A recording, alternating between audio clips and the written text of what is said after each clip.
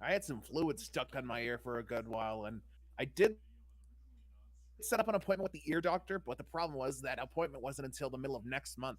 Today Oh, I just got fed Jesus. up and today I just got fed up and went to Instacare, and they just put like a tiny little hose in my ear and squirted out some gunk that I guess was keeping the water in.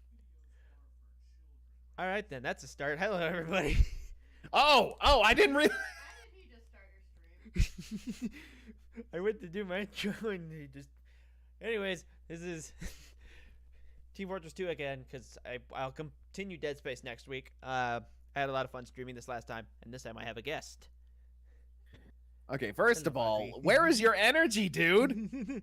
You're a streamer. That means you're supposed to be a showman. Just like, hello, everybody. It is Roller Boy here. We are streaming some Team Fortress 2 with my guest, McCloud. You know, have a little pizzazz, a little oomph. This is supposed to be a casual stream. All right, well, at least have a little energy. Just like, hey, guys, or something. Not just, hello, everyone. Welcome to Team Fortress 2. Today, we're going to be streaming as the Heavy. Okay, let's find a game. All right, we'll just queue for casual for now, and then go from there. Okay. Any game modes that you don't like? I'm fine with whatever. I get the I point, guess. Jesus. I'll be more energetic. It's fine. Like, I mean, I understand if you're tired. I mean, you're a busy guy. I was mostly just busting your chops. Take a swig of my Diet Pepsi. Your casual match is ready. Shame you for being a little on the tired side. You're a new dad. He should shut up. But yeah, hi everybody. Could have warned me before I was like, yeah. So I went to the doctor. They fucking cleaned out my asshole. I started it. I inhaled to do my intro, and then you just started talking about it, and I was like, oh, well, okay. I am Foxy Bish Sis. They're still mad at you. Oh, because So, fun fact, Walker. Apparently, quite a few people simp for the wolf from the Puss in Boots movie. Oh, death. Yep. I mean, that doesn't surprise me. I know the internet. And I can happen to do a pretty good impression. I'm gonna let you know right now it's the voice. Well, yeah, cool. I'm Just tell him he dead. can do the voice. Yeah. I don't mean that. Sorry, go ahead. In any other You are fancy way, I'm death. Straight up. Huh? You cutting What's out up? You were cutting out a little bit there, but got most of it. Hello, Kira Anime. All right. Can you hear me now? Am I still cutting you're out? good. Or? No, if it was just for some reason right there, it kind of like but that's probably because I'm loading into the server. King of the Hill. Oh, and I think I know. I'm looking up at a bunch of snipers all of a sudden. Oh, great. Did we get dragged into a bot server? Fuck. And I was apparently removed from the match by the system. Right.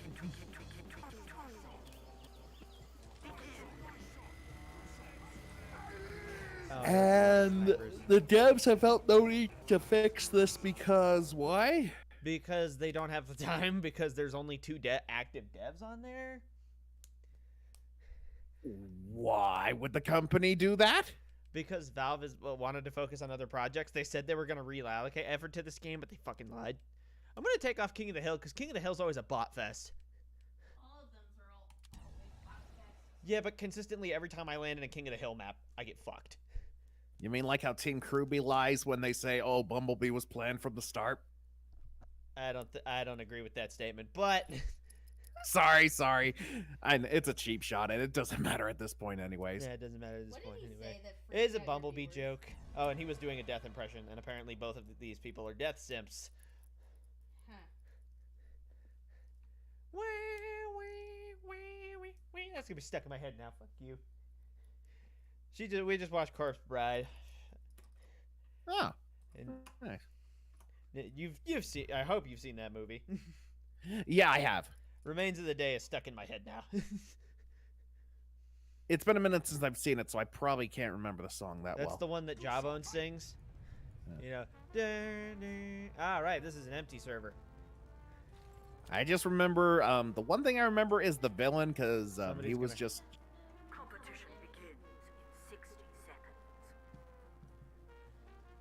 You know, I do a pretty good impression of Victor's dad from Corpse Bride. Assuming nothing happens that we don't really know. Okay, apparently they're wanting to kick. Okay, apparently I've been disconnected, removed from match the by fuck? system. That's weird. Fucker. Fuck it, we'll try man versus machine and fight some bots on purpose. Fucker. We'll go to boot camp, so it's free. Yeah. Do the line where the dad listens to the news guy.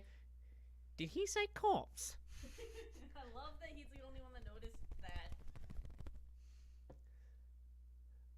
I cried at the ending. I more sat there satisfied at the ending because, one, I felt that it ended the way it should have, and also it was satisfying seeing Lord Barkus get his just desserts. Whatever the hell they did to him in there. New arrival. Honestly, I really want Tim Burton to make a horror movie, and an actual horror movie, not a horror musical like Sweeney. Oh, this isn't my MVM loadout. I gotta switch to my proper loadout for this. I'm sorry you weren't able to get in Puss in Boots. Like, I don't know. I personally thought it was a Forget to stop at the masterpiece. booth So and buy an upgrade or two, because that's how Man vs. Machine works. Colby.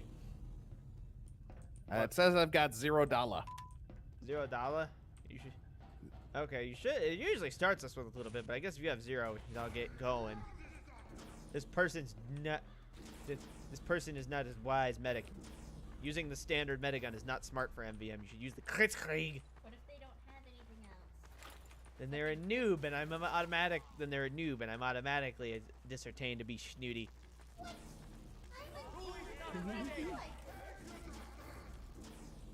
You were a noob at 1.2.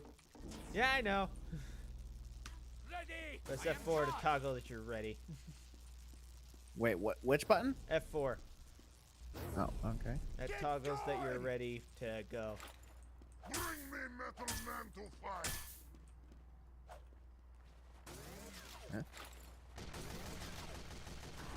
Are you shooting at the demo? Oh, I thought he was. My bad. We're not playing against players in this mode. We're playing against robots that are going to come from that blue building up there.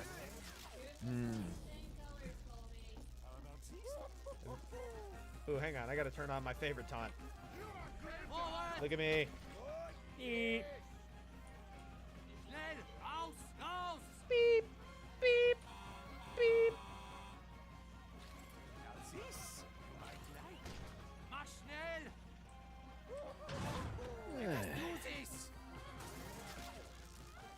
By the way, good job being civil yesterday.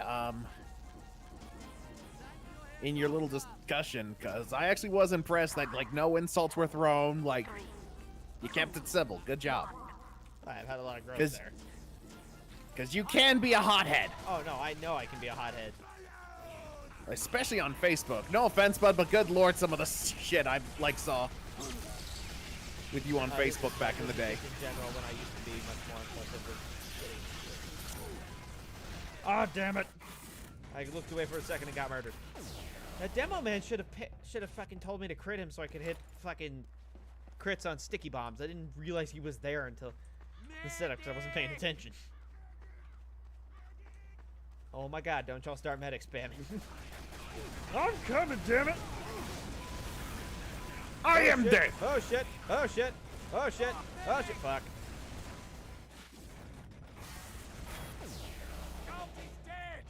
Wait, so medics can bring you back to life now? Only in this mode. In Man vs. Machine, the whole thing is that you can buy upgrades in Man vs. Machine to make yourself better stacked against the machines, because the machines are purposely super stacked against you. Like, there are certain versions of the Robo Soldier that will always have crit rockets. So they give you upgrades to try to get better. And in this particular mode, I can res you if I have the time, and if I have the upgrade, I can res you faster, if that makes sense. That's the special thing about this mode.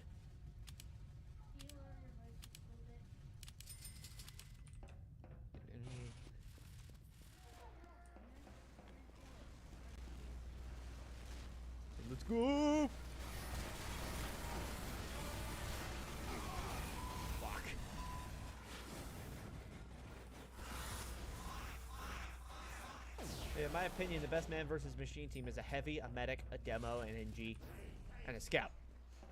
Okay, I've got money now, so I'd wait for between rounds to buy things. fair enough. Oh, this demo man's demo lighting, so never mind. There was no stickies to play.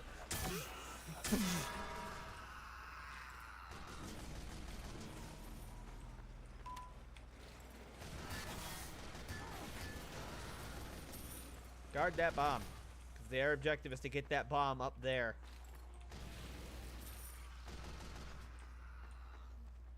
Ready to charge.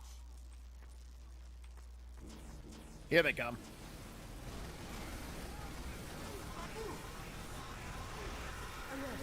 Stop them from deploying the bomb. Fuck. They're gonna drop that bomb. We lose. Hello.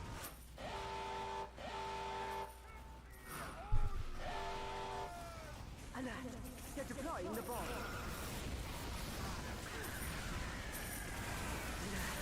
The bomb is about to be deployed.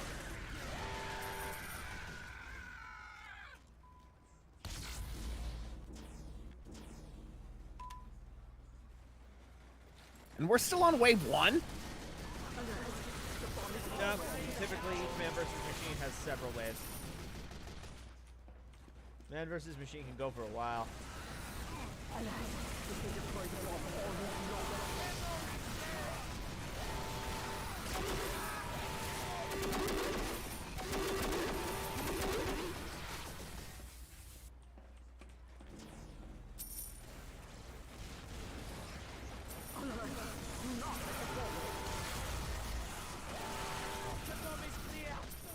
So Walker, Yes. I hear once the new Zelda game comes out, Nintendo plan. Oh, okay. Game frozen. They plan on focusing on a new, like their next big console. Fuck. Personally, I hope they stick with the Switch and like try to upgrade the Switch. You know what I mean? I definitely agree to a point. What do you mean? Because I would like to see them stick to the Switch, but at the same time, if they do make something new, I'd like to see what they make of it. Well, right, but like if they could make like an upgraded Switch or something, like Yeah. you know, like I one just hope that's their next console goes a little more GameCube and a little less Wii Move U. it, lads. Ready to charge. I cannot wait. because I'm just saying if the Switch deck or the Steam Deck is capable of all that stuff, then yeah, like they should be able to make a Switch that's just as powerful, right?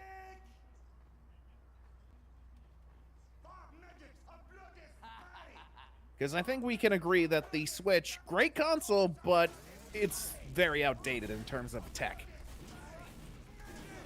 Yeah, even the OLED's not that great.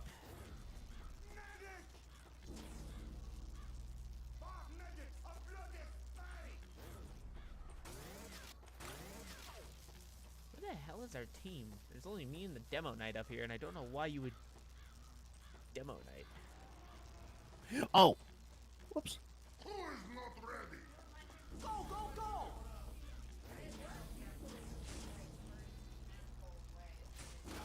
What? I'll go Yo, ready? where the robots drop down from the cliff area.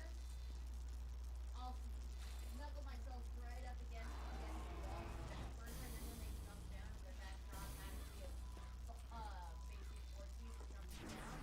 I just start laying great stress. Nice, nice.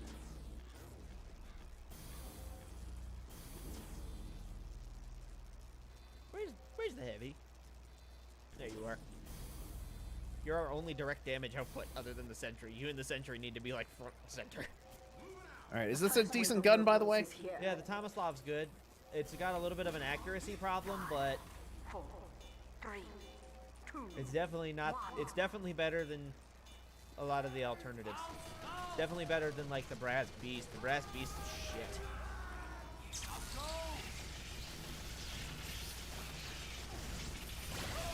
Rocket shield. I am bulletproof!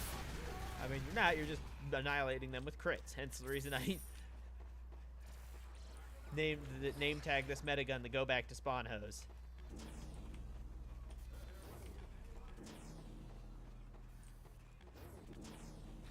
There you go. Oh, here they come. Maggots.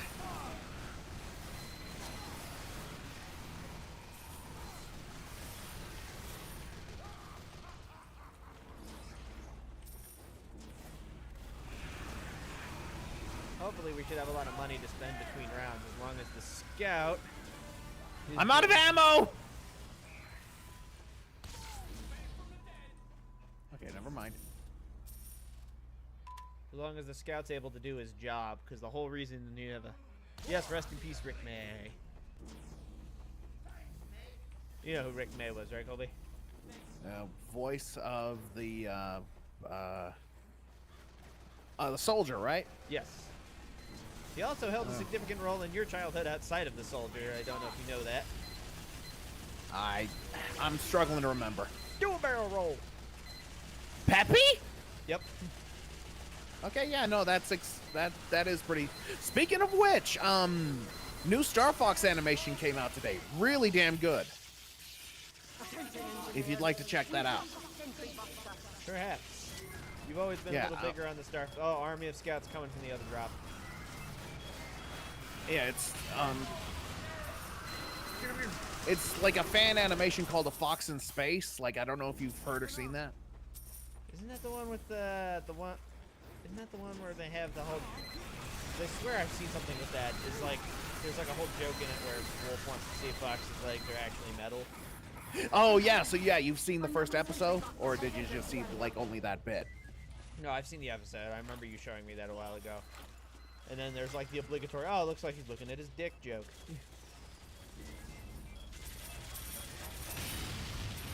Whoa, I forgot about Sentry Busters. Oh, and I'm guessing you remember the part, hey, it's Star Fox. Oh, for God's sake! Yeah. That is not my name!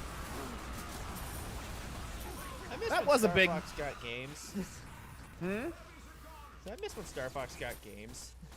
Yeah, still waiting for something on the Wii U. Or, I mean, the Switch. Like, I'm less of a fan of Star Fox than you are, and I still miss that franchise sometimes. Oh, yeah, for sure. 'Cause, like, even the ones that aren't considered good, like Star Fox Adventure, they're still fun. What about Star Fox Command? Okay, I don't like that one personally, but I can see why people would. Personally, I think Command is fucking waste of a DS card, but The problem with Command is probably the same problem Star Fox Zero had, is that instead of giving you options, they try to force, like, motion controls or stylus controls, instead of giving you, like, the choice. yeah, and they didn't integrate the stylus and controls in very well. Like, the motion controls for Zero were much more better implemented.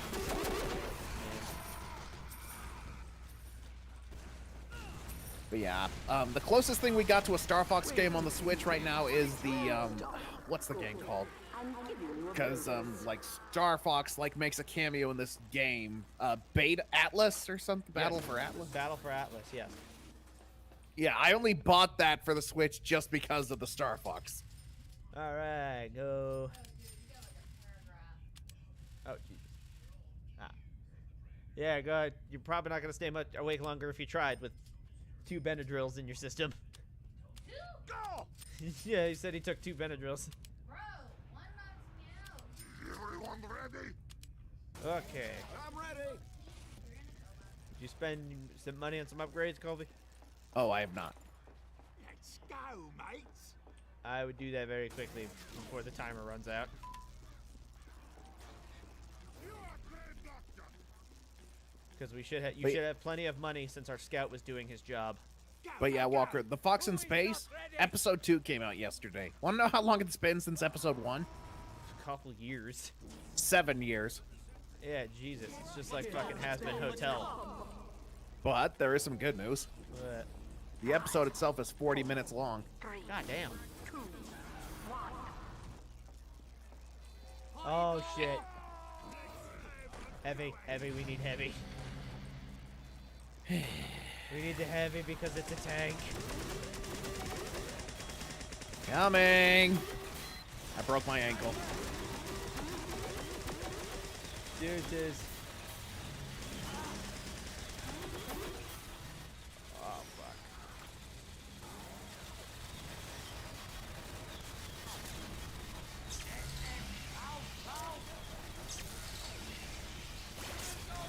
So is this tank gonna shoot at me, or? No, the whole point is that it's just really hard to kill. Remember the bomb drop? It's trying to get the bomb drop to drop bomb. Oh, that's a problem. Careful, there are snipers. Oh, fuck.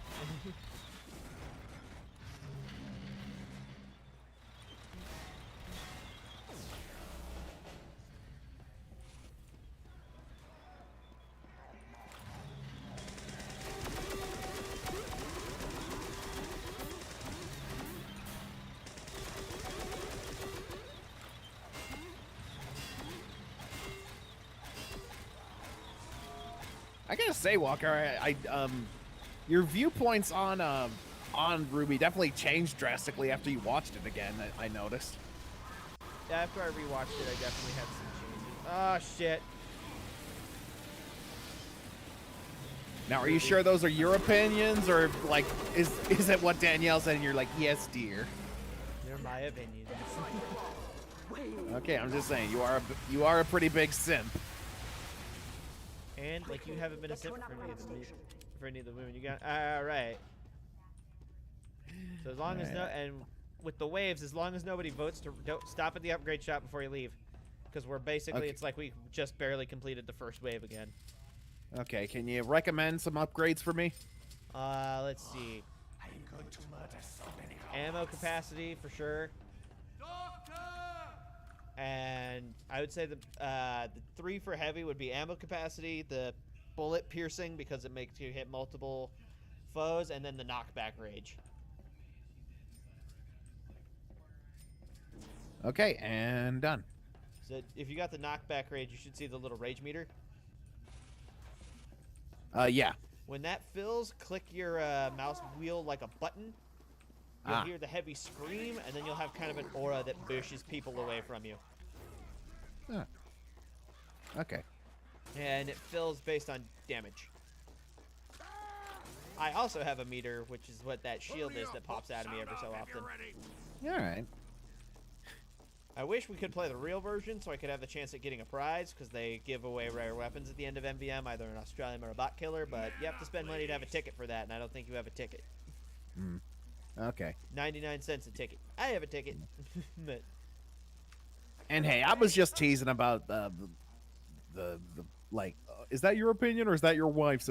I was just teasing. yeah, I get you. Men are like you are allowed to change your mind about stuff, and yeah, you did change your mind quite a bit about some of the stuff. Where the hell did...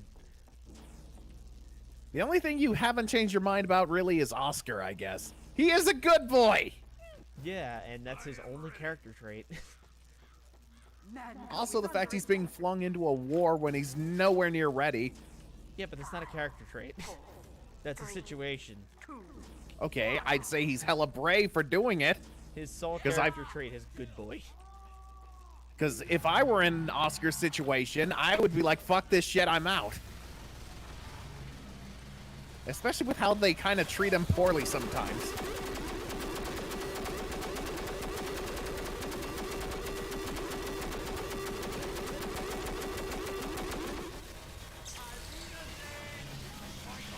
Okay, is there a specific place I should hit this thing, or... Nope, you're going to do the same damage every time you hit it. We just have to hit it with as much as we can. Okay, there's no, like, obvious weak points? No. You just got to try to Okay. pile drive it as much as you can, as fast as you can. One tank's hard enough. Some levels that are meant to be harder, the tank waves will have 2 tanks. And I'm out of ammo. Go get ammo. You're going to do more damage with that than you will with your fists.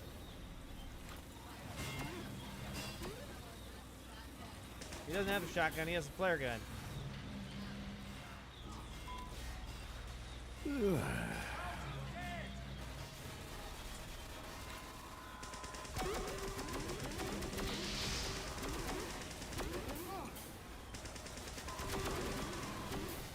Why am I on fire? Because there's a pyro behind you. Oh. I died. Alert! Do not let the bomb hit. They're destroying the bomb. Stop them! They're about to. Oh, we're fucked. We're about to get the bomb dropped 2 times over. Woo! Get to an upgrade station before they return.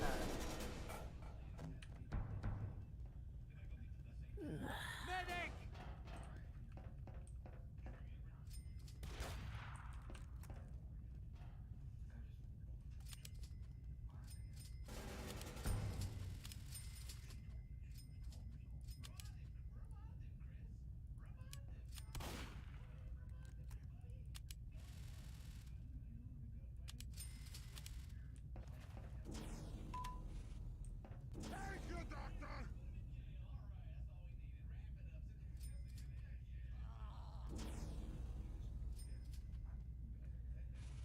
Now we only have 4 people. Oh boy. Ready! I am ready! After this wave, we'll drop and see if we can queue for a casual match again. Alrighty.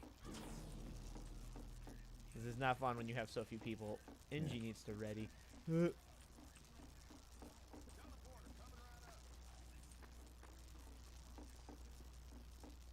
What guns do you have for the heavy? Let me see.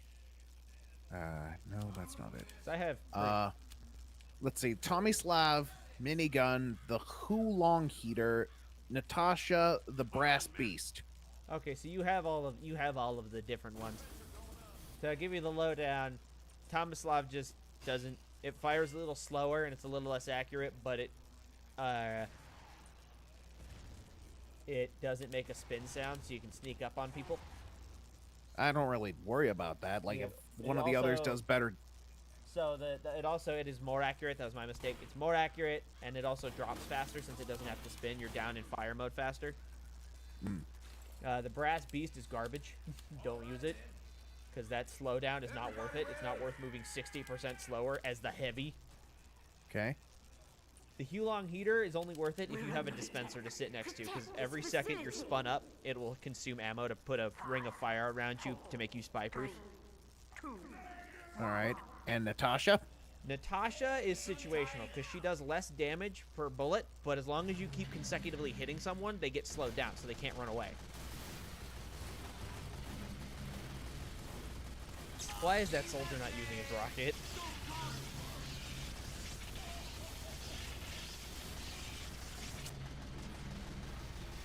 Watch out, you're about to get sniped.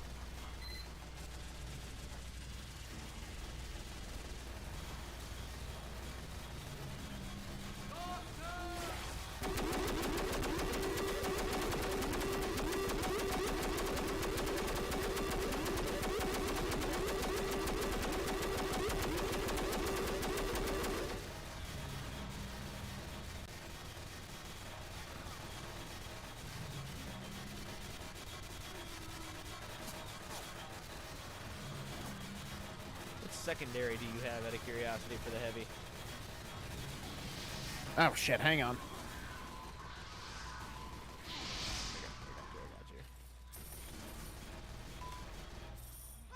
Okay, and now I'm out of ammo.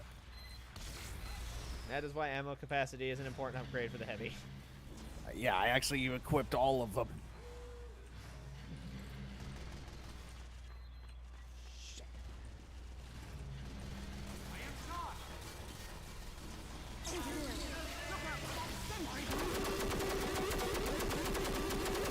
We're bugged. Hold on, let's see if we can clutch it.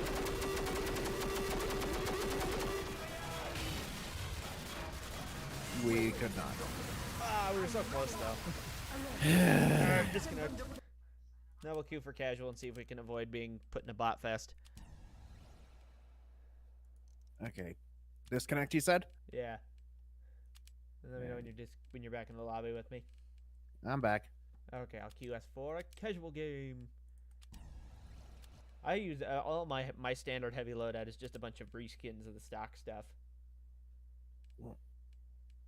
Since they do skins now as well as the different items. All right, your casual match is ready. I would definitely say the Tomislav's probably if you're not going to stick with stock, because the stock weapons are always going to be statistically the best. They're just boring. Tomislav is definitely statistically the best alternative. Yeah. Because Natasha's situational, Healong Heater is very situational, and the Brass Beast sucks balls. Alert. Like, Control ooh, point yay, is a being damage captured. bonus when I'm imploded into the floor. Hmm. Yeah. And by the way, the reason I say I'm skeptical about them having like Bumblebee planned since day one is because like I know God damn it.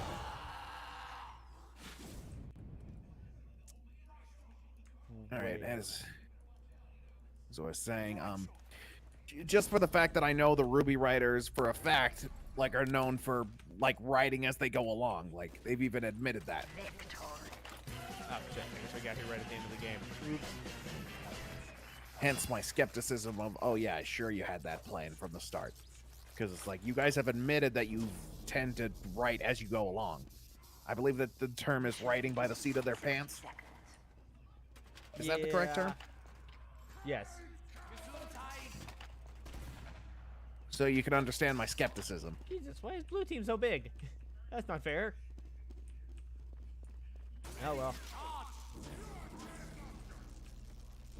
Off we go.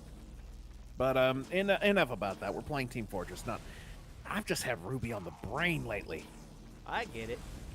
Too bad every Ruby game they release is pretty middling. Like from what I heard, even though Grim Eclipse was fun, it wasn't good. The Ruby Arrowfell game's actually pretty fun. Oh, thank you for the raid, CL. Thank you so much. Hey, CL. Actually, don't you share libraries with CL? Because if you do, she has Ruby Arrowfell if you want to try that out for I don't yourself. library share with her. The only people I library share is with you sometimes. Hello, Dr. Bristle. And sometimes and then my friend Josh. Though I did discover something that Steam added to their library functions that's amazing. If you want to know what games your friends have when you want to play with them, you can just fucking make it a dynamic library to show what games your friends own. Hmm. Happy birthday, Gilmon.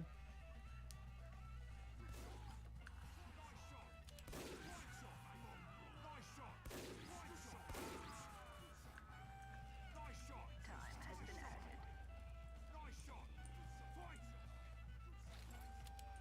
Okay, don't know why the doors just closed, and I'm trapped. You're on the... And now I'm dead. It's because we're on attack and defend, and they caught bait. Oh, fucking... Okay, they got a bunch of sniper bots on the other team. Alert. The final control point is being contested. You failed. Feel like they really need to look into that because it kind of feels like this feels like a problem. It is a little bit of a problem. Because the Alright, bots well, if you- will just gun for kills. They won't actually catch. Mission Tell you what, bud, if you want to change games, could play Breakers if you want. If you'd want. Yeah. Actually, to be I totally could. honest, I don't find Breakers all that fun.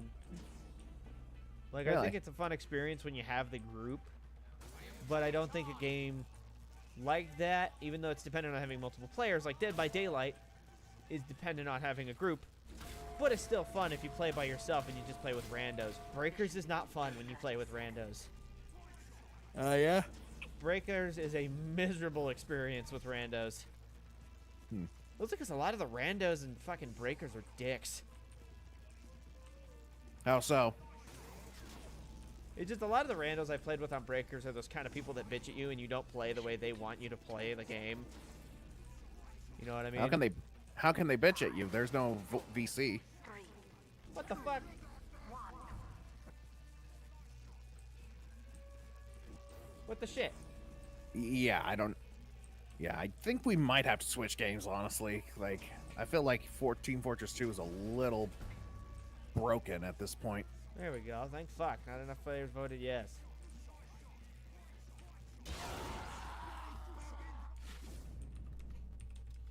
Okay. It's been captured. Time has been added. Not even sure why hackers would want to fuck a game like this up. Just, I've got a small penis. I'm gonna go ruin Team Fortress 2. and I'm morbidly obese. I'm doing good, Zal. Thanks again for the raid. Alert. Alert. Control point is being captured. You know, I just don't understand my... Okay, fucking can't take 2 steps out without even... Yeah, we'll All right. disconnect. We'll drop that game mode. We'll try one more queue for a game mode. Capture the flag and payload are usually the safest, so we'll go with them. Drop back to the lobby. All right. And by the way, I did actually want to try something experimental with breakers, where it would just be you and me. We could try that after this queue. Okay. It's for secondaries for your heavy. I would recommend either just a reskin of the stock shotgun or the SANDVICH, because the family business isn't that great. It's got a larger clip and it shoots faster, but it does less damage, so you're basically outputting the same. Hit Walker. He's getting really fussy. Would you mind just running this in the browser? Yeah, I'll be back. Keep the people entertained. I don't know. I'm not very entertaining. No, you probably. Oh no. He can spout whatever he You think people subscribe to me because they like me? It was out of pity. I should actually I have returned. probably pull up his chat so I... Oh, that was quick. It takes me 2 seconds to get into my kitchen. My desk is right next to the kitchen door. Fair. Which is a statement to that one time where I did a drunk stream and I wasn't able to make it to the kitchen when I wanted a snack because I fucking tripped over my desk leg and fell over. You know what you should do, bud, just for fun, just because I know What? it would be a challenge for you? Like a no swear stream. Like you try to go an entire stream without cursing. That'd be hard enough with a regular game. Knowing myself, I would pick a rage game to do it with. Like I would pick getting over it and then try not to cuss the whole stream.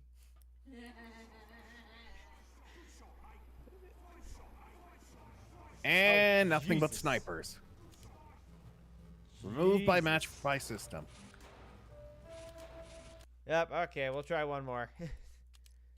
Okay, I think it's safe to say Team Fortress 2 is broken right now. I won't say it's dead, because there's still plenty of people who love the game, but I'd say it's broken right now. It is a little broken. Also, hey, CL! Hell's Night, and it's time to bug David again. My name is Coy!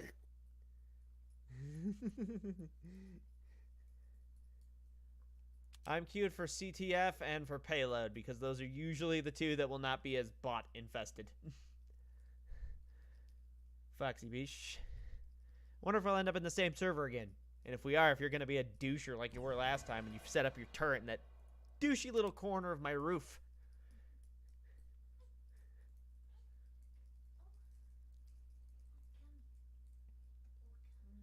Two fort, so 50-50 whether or not we're going to get bot fucked.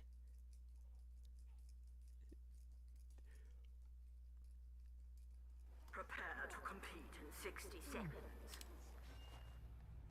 Okay, it's not crawling with snipers. Well, that's a good sign.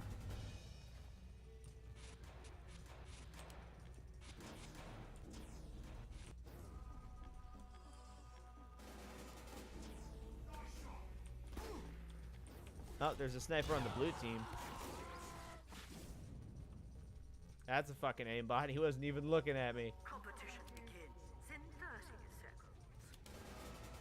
seconds. You literally did nothing, Walker. Ay, ay, ay. And what the hell is that about, the whole, like, voting people off thing? Like, is that a bot thing, too?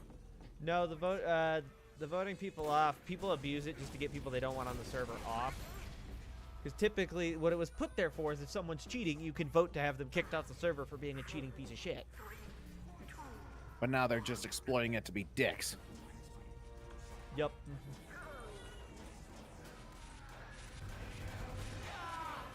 Usually, I don't know why I've been the target of it lately. Usually people tend to leave the medic alone. They see a medic main and they're like, oh, sweet Jesus, that's so rare. And never mind about there being no snipers. Yeah, they're all on the other team. Yeah, there I go. Instant death. We gonna Hey. test something here. We're gonna test how botted these snipers are, because there's only a few of them. There's another heavy going around. You have a friend. Hey, Walker, question for you. You're not, like, actually, and never mind, I just fucking insta-died. Anyways, you have gone on record stating you hate the White Rose ship. Yes. Out of curiosity, what do you feel about White Knight? What is White Knight? Jean and Weist. Also no. Oh, yeah? Do you want Weist to hook up with anyone? Quite frankly, no, because none of the characters that they, yeah, fucking Blue is a bot fest. Quite frankly, there's no one they introduced that I think pairs well enough with Weiss, because John's just a fucking simp. We have taken the enemy Like, intelligence. he's had Wow, some I thought... he's had some character growth, but he's still a fucking simp at heart, and he knows it. But I also think, you know, there's certain characters that I just don't think should end up with anybody by the end of the series. Like, I also don't think Ruby should end up with anybody because there's not an appropriate person for her to end up with. Well, that, and I've always seen, like, Ruby as asexual. I haven't seen her as asexual. I definitely think that she's not, but there's just no one appropriate for her to end up with because there's no one appropriately in her age group for it. I mean, Oscar's only 2 years younger than her. No, he's 3 years younger than her. 'Cause he's Actually, I double-checked. It's 2. Yeah, it's 3 because he's 14 when she's 17. No, he's 14 when she's 16. No, because she's 17 after the time skip, and she's... Because it's a 3-year time skip, and then he's 14 when they pick him up. No, it is not that long. I can tell you right now, like, right now, Ruby is currently 17. Ruby is currently 17, and Oscar is 15. And even if it was a 3-year difference, again, that's fine. I mean, contextually, no, because, like, yes, a 3-year age gap is okay sometimes, but, like, the way I think about it is if you put it in a certain perspective, it'll make it a 3-year age gap is weird. If you have a senior who is 18 with a 3-year age gap, that would put that senior dicking a freshman. When the younger age, when you subtract the difference between them from the younger age and it's not creepy, it's fine. But in this case, Okay, it makes it weird. Okay, but but the fact that it's only a 2-year gap, I swear it's 3 years. But anyway, it is only a 2-year. I promise you, bud. It's only a 2-year gap.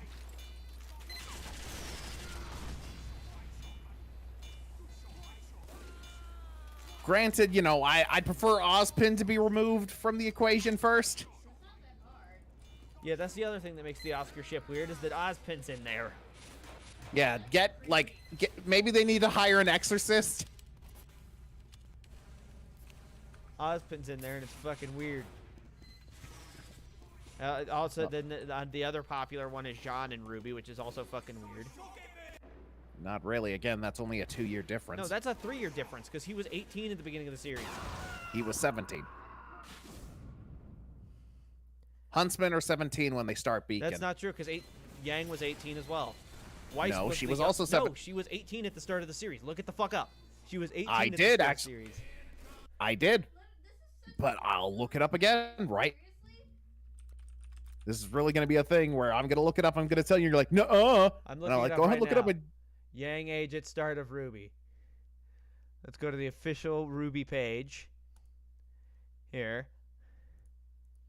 Because Weiss was younger than Weiss at the start because she was 17. They made Yang 18 at the start of the series. I remember that. Nope.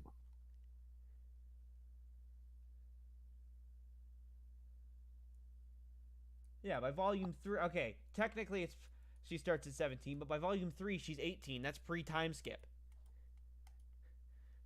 And I believe Jean is in that same boat.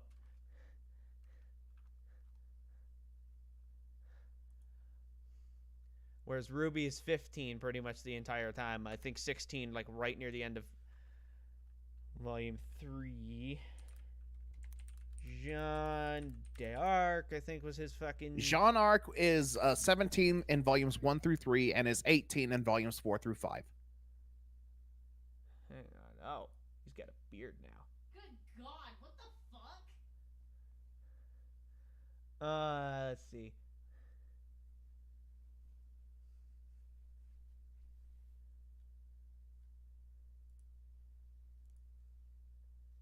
Either way, I don't think it's an applicable character mesh because Jean, even with all his character growth, he's still kind of pathetic. Also, can we get out of this bot fest now?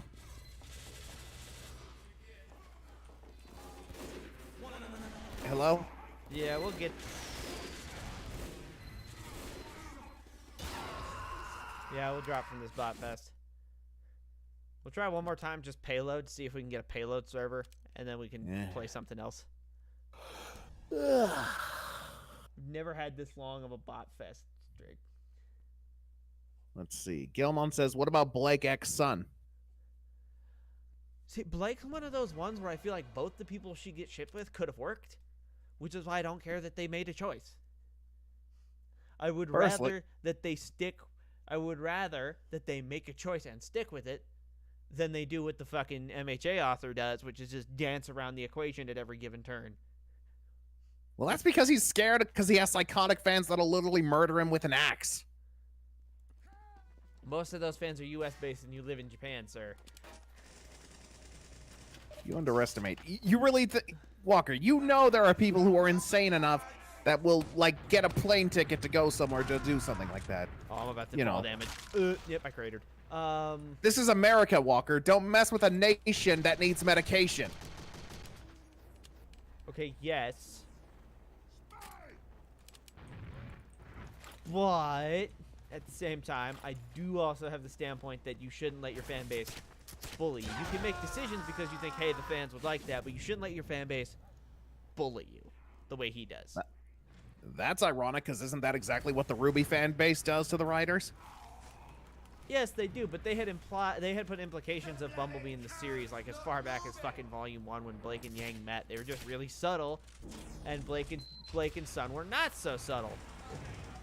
Especially to you and me, it came across that way because you're straight and I'm woman leaning, so the straight relationship was much easier for our dumb dude brains to pick up on. That, or maybe you were possibly reading too much. Like, I'm sorry, but it really does get tiring when it's like, oh my god, they glanced at each other, they're so in love. No, it's not they glanced at each other, it's literally that Yang was the only person that Yang, along with Sun, were the only two people Blake ever really emotionally confided in, and she did way more so with Yang than she ever did with Sun. Like, yeah, Sun was the first person she told her the fondest, but there were 4 or 5 different times where Yang and Blake had these girl talk heart-to-hearts that were very sincere and were not necessary, and were definitely some drops that could be a thing in the future. All right, I'm actually asking this out of genuine, like, can you remind me of the, okay, because I remember they had the talk in Volume 2 when Blake was not settling, like, because Yang wanted Blake to rest, and no, that was a good talk, can you remind me of the others?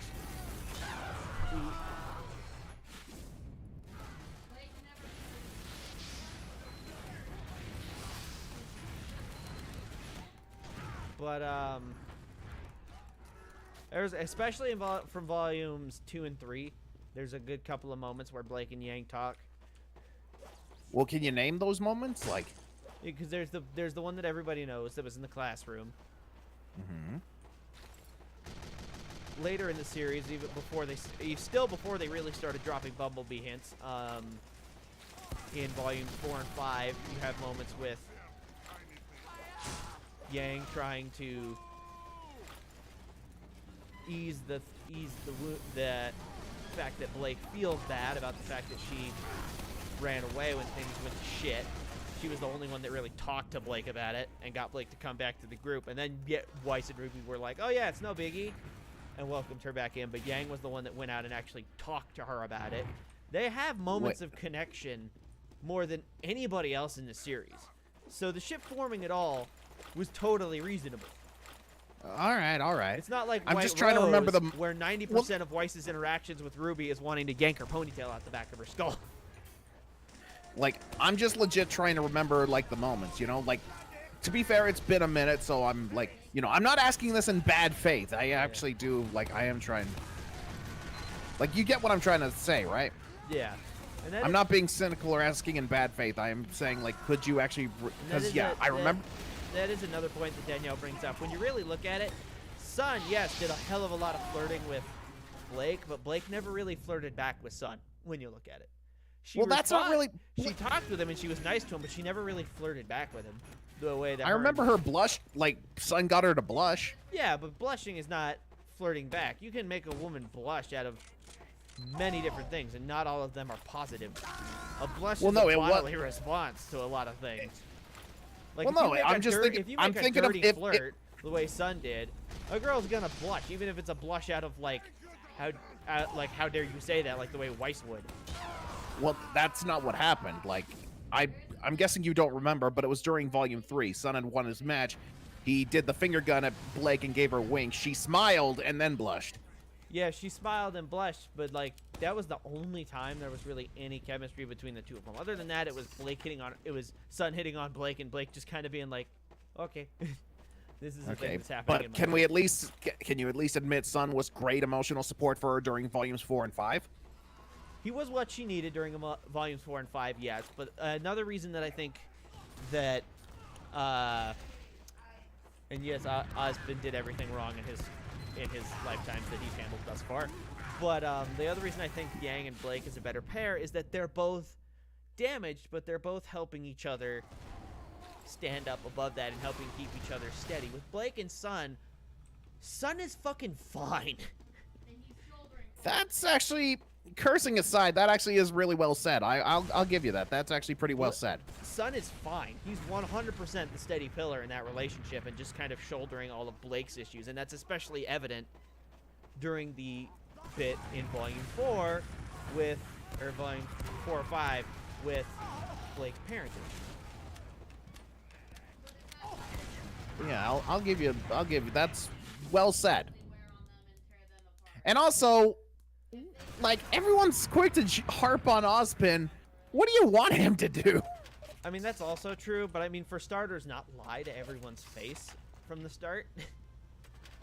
The problem is, though, if more people knew Salem was immortal, I feel like the number of people betraying humanity for Salem would skyrocket. Yeah, but it would also reduce the number of Ironwoods in the world. Because if Ironwood had been told from the start that it would be more about defeating her and less killing her, he probably wouldn't have gone so far off his fucking shit rock. That wasn't really on Ozpin. That was more on Team Ruby and them for not telling him, like, the minute they got to Atlas. Which some might argue is hypocritical of them. No, yeah, I agree it was a little hypocritical. I understand Ruby's thought process, and I don't like to rag on Ruby because she's my favorite character, but I do not agree with that decision. And even afterwards, they do debate whether it was the right call or not. So it's not like they're trying to say, like, oh, yeah, no, that was totally the right decision. Like, because even they're like, we're not, like, I don't know if that was the right call. So I'll give them credit for that. They Yeah. don't try to act like Team Ruby's always in the right. They're perfect. And, Also, you know. another thing evident with Sun in the family arc is that Sun has some boundary problems. 'Cause he was constantly trying to eavesdrop and scooch in on personal family time. I mean, Callie wasn't any better. Well, yeah, that was a funny joke at the time, but they did it the one time. There's several jokes with Sun being like it and Blake being like, dude, fuck off. I wouldn't mind if, you know, it'd be kind of a bold decision. Like, I doubt they'd do it, but it'd be interesting. Yeah. Funny enough, I got that idea from Blake's voice actress back at the Salt Lake Con. Actually, I think you were there at that panel, weren't you? Yes, I was, and I could see Blake being open to it, not Yang. Yang is territorial as fuck. I don't know. I feel like Yang's the kind of girl, like, she'd be like, I don't get it, but my girlfriend wants it, so I'm cool with it too. Like, because Yang is also a very... willing to try it, but I don't think it would last. Because the other thing is, Yang is also a very go with the flow gal. Like, she's even stated as much that she's a go with the flow.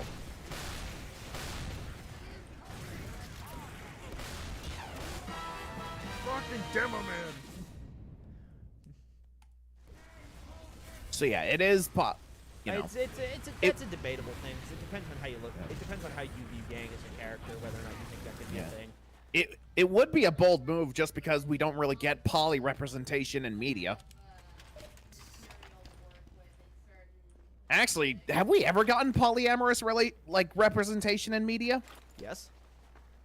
Oh, such as? What's her name? That fucking caterpillar gem in Steven Universe. Caterpillar The gem. off-color fusion. I haven't seen Steven Universe in a Fluorite or hot something minute. like that. Fluorite. What about her? Look her up. The caterpillar off-color gem. She's a poly relationship. She's 6 gems Huh. fused together under the same pretense that Garnet was. Oh. That is a poly relationship in media. Okay. That's All also right, that's why she, one. That's also why she talks so slow, is to give each gem time to process what's going on. Oh, okay. I didn't know that. All right, so that's one. That's the only one I can think of, but it was there, which is cool, because Steven Universe was all about the representation for its time. The fact people are like so eagerly bash on Steven Universe, it's like, why? It's a good show. Oh, don't get me wrong. I have my gripes with it, because Steven Universe is one of those shows where I love the show, but I hate the fandom. And a great example of that is that anytime I bring out one of my very particular opinions about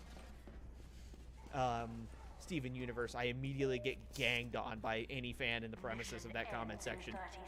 Well, I mean, isn't that just having an opinion on the internet? Yes, but I do wonder what your opinion is on this opinion of mine that always gets me ganged on by the Steven Universe fans. All right, let's hear it. I am what the fandom would call a pink apologist. I think seeing Pink Diamond / Rose Quartz as a villain is wrong and completely fucked. And blaming her for everything is fucked up, and I hate that Steven did that. Like, bitch!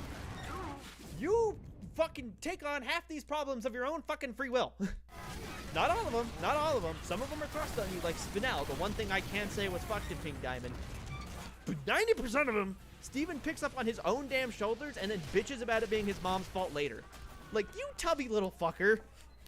Okay, listen here, you little shit.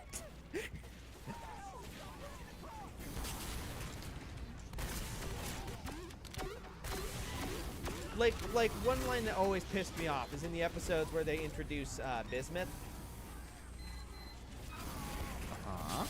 Bismuth is when Bismuth gets told everything, and she has her how could she moment. She's like, how could you guys still be the crystal gems when everything's a sham? Everything's a sham, even though the Earth is safe, like she wanted. She won the war that you guys fought for, as she promised. She believed in everything that she was pushing and fighting for, but it's all a shit. Fucking okay. It's just dumb. It was bad writing because they were getting canceled, so they rushed. Art is definitely open to interpretation, ain't it? Yes, that is true. The two things I will say she did wrong.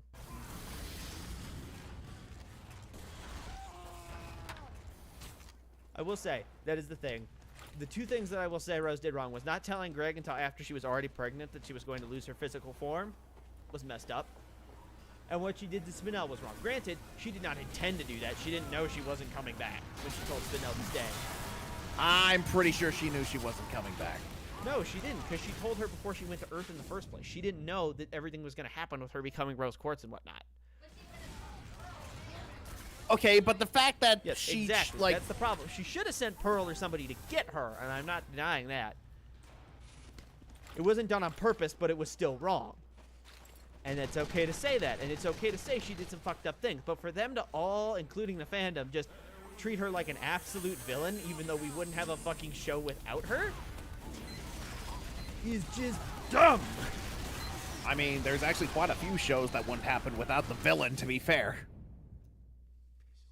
What did you say, babe? I said.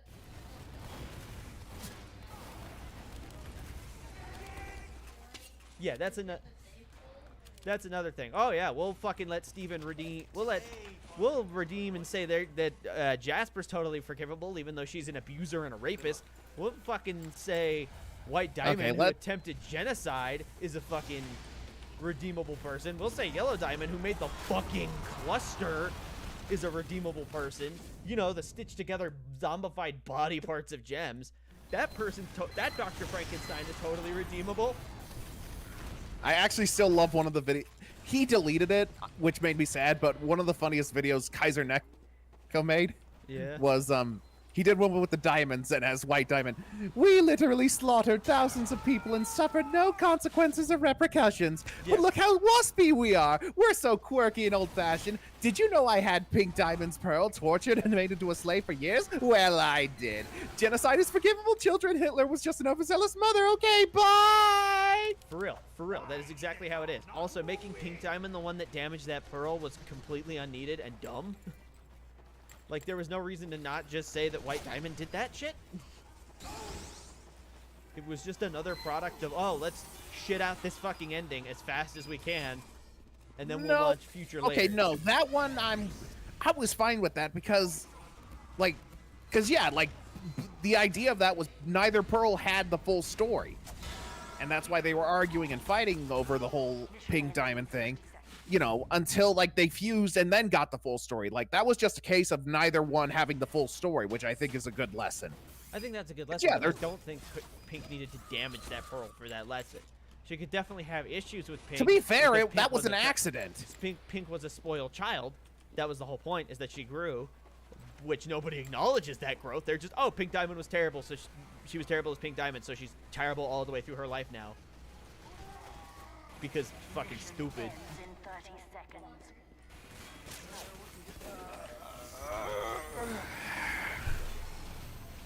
What? When we're first seeing the cluster, you know,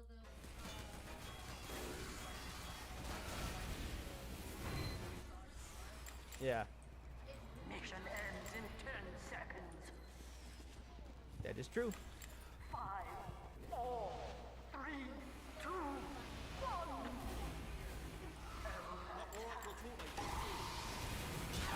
Fucking.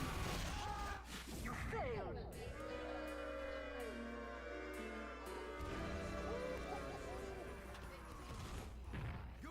Yeah, but we can say that the person who made that monstrosity is totally forgivable. But oh, Steven's mom, because she had to go through some character growth as a person, the devil. At least with Yellow and Blue, you could argue they were just following orders. It's the White Diamond. No, fuck no. Yellow Diamond was not following orders when she made the cluster. She made that shit as an experiment to deliberately destroy the Earth. wait, we just watched that episode. That was not orders. Walker, mention we just watched that episode. One could argue, though, that was also Pink's fault because she's the one who faked her shattering. Yeah, she faked her shattering because she did everything she could as Pink Diamond, and her sisters didn't listen to her because her sisters borderline neglected and abused her. Pink is Alright, just as much as a victim as she is a problem. Mission She's a begins in complex 30 character, not just a fucking flat villain like everybody loves to say she is, because this fandom is stupid. Damn. It's a bunch of shallow morons that don't understand character depth. Okay. Tone it back. Breathe. Sorry, I get mad about that a lot, because whenever I mention that I don't hate Pink, everyone's like, how could you not hate Pink? 10 seconds. That is an excellent point, Alex Kaiser. What fandom isn't stupid? Every fandom is dumb in their own right. 2, 1. It just infuriates me when people do that, when a character has character flaws like that, and they're like, villain. They made mistakes in their past, so villain. Like, I feel a lot of the same way about Ozpin. Like, I don't like Ozpin, but I definitely think the fandom treats him harsher than he deserves. Actually, there's a good chunk of the fandom that think Because that he's getting trying to fix it, and he's trying to make better with Oscar. Walker, I say how Pink just didn't follow and reason enough to hate him. Like, he could have told her the truth initially, but no, he had to wait till he got her pregnant and started a family with her. And then Yeah, no, see, that will... Right. Like I said, Ozpin's past is fucked, but I don't think someone's fucked past when their current character is being spent trying to fix the mistakes of their past should be their entire judgment basis. So do you think Team Ruby and Co. were too harsh on Ozpin when the truth was revealed? I think their initial shock and awe and horror was justified. Just like how I think the initial reaction when the Crystal Gems found out that Rose Quartz was Pink Diamond, that initial, oh my god, how could she lie to us? That's totally justified. That's fine. It's the villainizing afterwards that's the problem. Because yes, it's fucked up that Ozpin lied to you and didn't tell you from the front. But all you're doing by being pissy with them and villainizing him the whole time is putting more strain on the group, making a bigger problem. And taking it out on Oscar, who literally did nothing wrong. The only person who got physical was Crow, and he hit while Ozpin was in control. Other than that, they just kind of were like talking about neglecting and mentally abusing him. No, they never neglected him. They were always sure to talk to him and be like, "Are you okay? You're not him." They did not. I don't know where you got that fantasy I from. just rewatched the whole fucking series before I got cut off on Volume 8 before Volume 9 came out. Well, I I know think it. you have They all selective talked to memory him, then, because ain't nobody gave a damn about Oscar. Especially Ruby was like, "No, it's okay. You're not him." Ruby's the Especially- only one who gave a damn. No, especially after that episode where he disappeared and then showed up with the new outfit. Everyone was like, "Where the fuck did he go? Where the fuck did he go?" Everyone, like, they set a search party for him.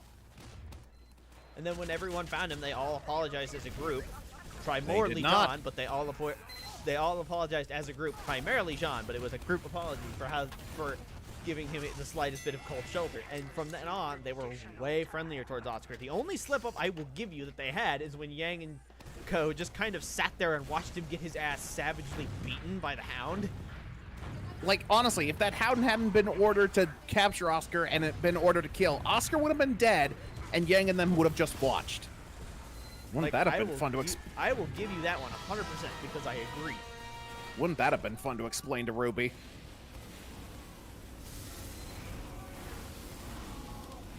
I 100% agree with that statement, that they shouldn't have done that. But other than that, I don't. Because yes, they aren't as attentive to Oscar as they are other members of the group sometimes because he's the new guy, so they don't know him as well. But they do care about him.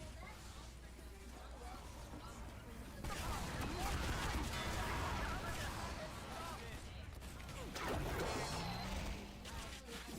fine, don't worry about me, guy. And, like, what do you want them to do?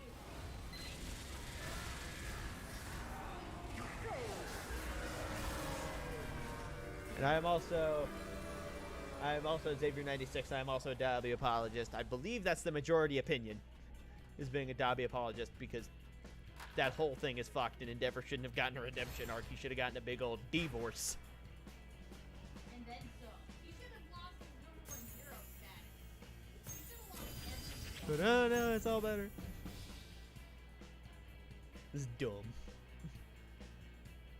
Like, I thought in the early series, I kind of thought they were going to go that route with Endeavor, and I was okay with it at that time, but they stacked so much bullshit onto it to make him, like, awful that at that point it felt undeserved. I agree, Gilmon. Endeavor should have lost everything.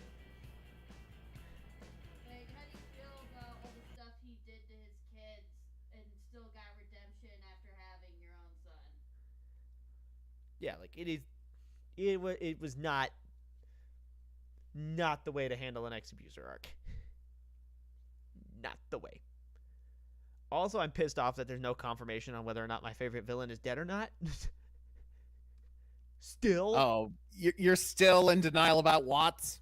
No, yeah, I'm still in denial about Watts with Ruby, but I was talking MHA in that sense, but same deal. Because Mr. Compress isn't confirmed to be dead or not. I'm just saying, Watts got cooked to a crisp. We don't know that. I bet his mustache was the first thing that caught on You fire. drop. Oh, yeah. Oh, I'm still in the match. Oops. Okay. It's fine.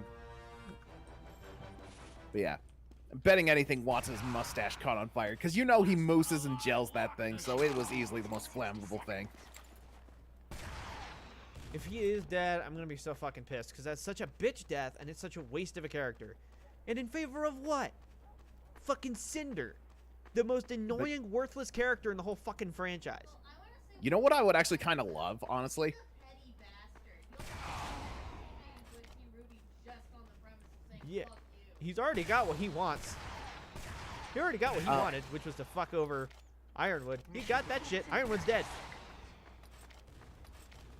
So there's no reason for him to keep working with the enemy team. So if he came back, it could be an interesting team swap. Not out of being reformed, but out of sheer fuck that bitch that tried to kill me. Anyways, you know something that could be an enjoyable aspect? What? Like, now they could keep it ambiguous whether it actually is Watt's ghost or not, but Cinder just starts seeing Watts everywhere. Like, he just starts appearing randomly and taunting her. And That could be interesting. and we're not sure if it's like actually his ghost or if Cinder's just losing her mind. That would be interesting to see her. get, Because like, you know haunted. damn well if anyone would come back and haunt someone as a ghost out of sheer pettiness. Oh yeah, it would absolutely be Watts. My God, frustrates me so much just to think about it. That being his permadeath. It's so dumb. Like you were winning me back, Ruby, and then you had to fucking drop that dumb shit. Watts yeah, I'm just gonna say it. Arthur Watts is the best Ruby villain. He's absolutely the best Ruby villain. And Cinder, even though for some reason they consistently want to whore her all the villain screen time, is the worst. Every other member of that table is more interesting than her. Her two fucking minions are more interesting than her. I'd want to learn more about Mercury fucking Black than I want to learn about Cinder. Oh. Walker, should I take the Ruby fandom wiki as, like... Should I take that as law when it says a character is Yeah, alive 'cause or deceased? I know it says he's dead, but they've been wrong in the past. Such as... Such as before the end of Volume 8 came out, everyone had a bunch of the wiki ops had assumed that Weiss was going to be the next Winter Maiden, and they were going to skip the winter bit. Hmm. Which, if they're going to still go with the what I assume was one of the original plans to make the maidens, that means Winter's going to have to kick the bucket. Which, by the way, yeah, everyone's like, I know a lot of people like you that are like, oh, poor Oscar, but like, John's over there having to have murdered Penny, so I think he's got a tougher rub of the luck right now. Yeah. Especially in Volume 9. Holy shit. Shut up.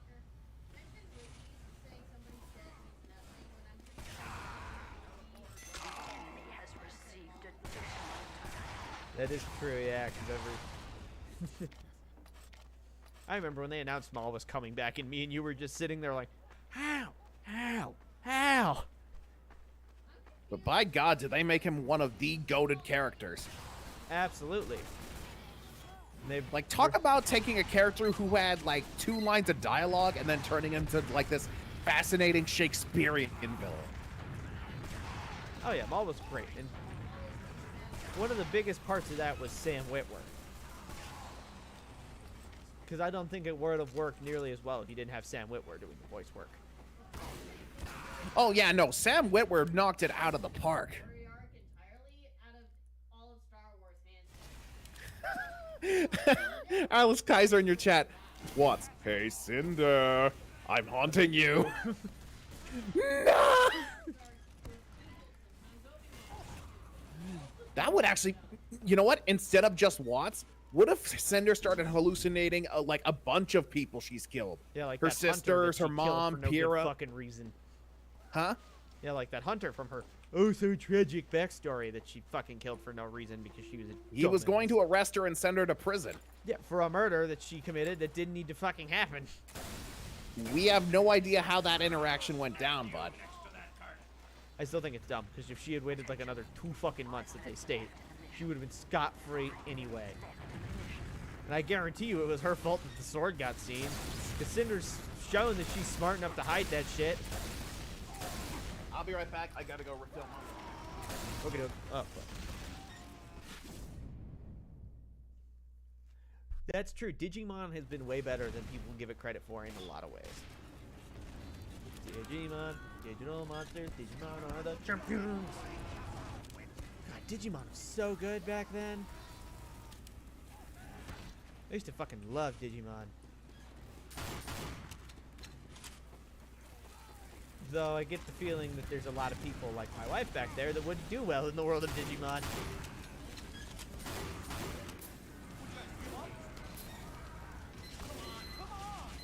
Yeah, and the fact they can talk is one of the reasons I don't think you do well, because they can talk back. So I just imagining you telling your Digimon to go attack something, and it's like, why would I do that? That thing's way bigger than me. I'm not doing that. I would do that. And like,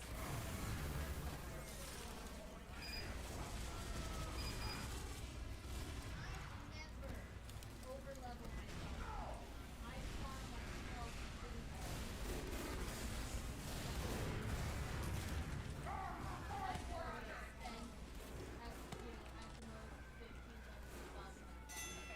Which Digimon to fit the Ruby team? Ooh, that's hard.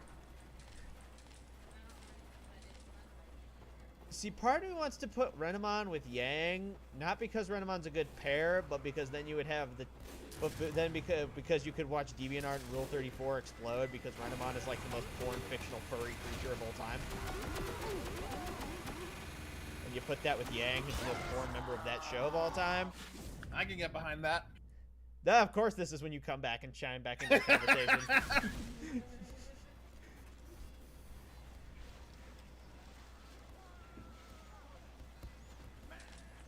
Like, come on, dude. But yeah, I think James Ironwood and Watts are the best villains out of Ruby.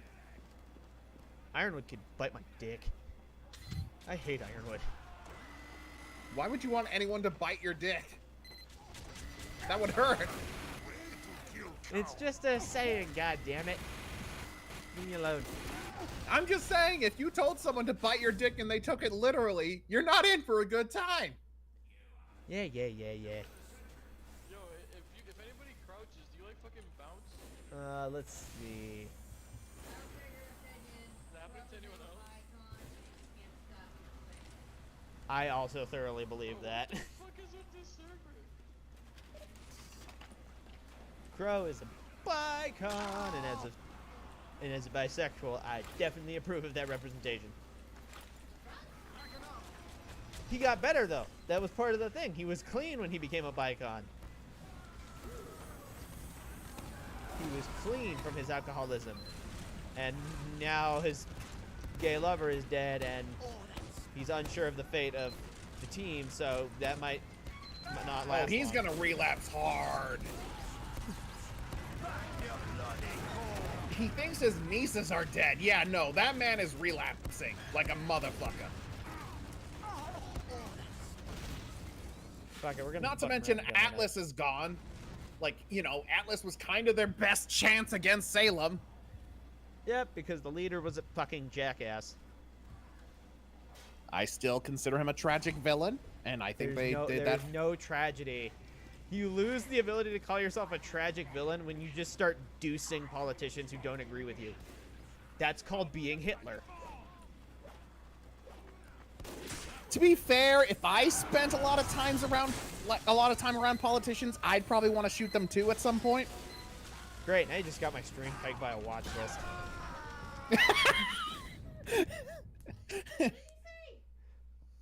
He said that if he spent that much time around politicians, he'd want to shoot them too. Okay, it was just a case of Ironwood letting his intrusive thoughts win. Not to mention, everyone's safe, and he knows that, and he's still obsessing about saving the city.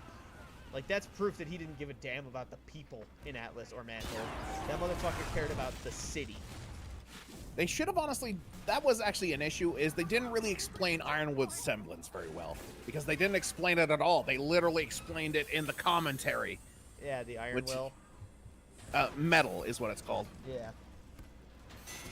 It's bad Because, yeah, if they'd semblance. done a better job of explaining that, then it definitely would have added to the tragedy that, like... Because, yeah, the Bad idea semblance, was... he's a bad person. Because semblance or not, you don't make those decisions unless you're a shit person. Oh yeah, tragic villain who wanted to bomb a city. Walker, should we really be on a high horse?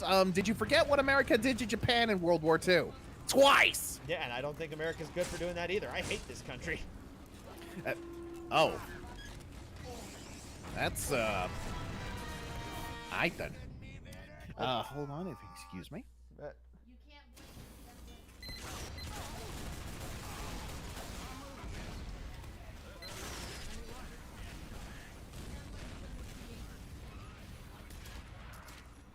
also true.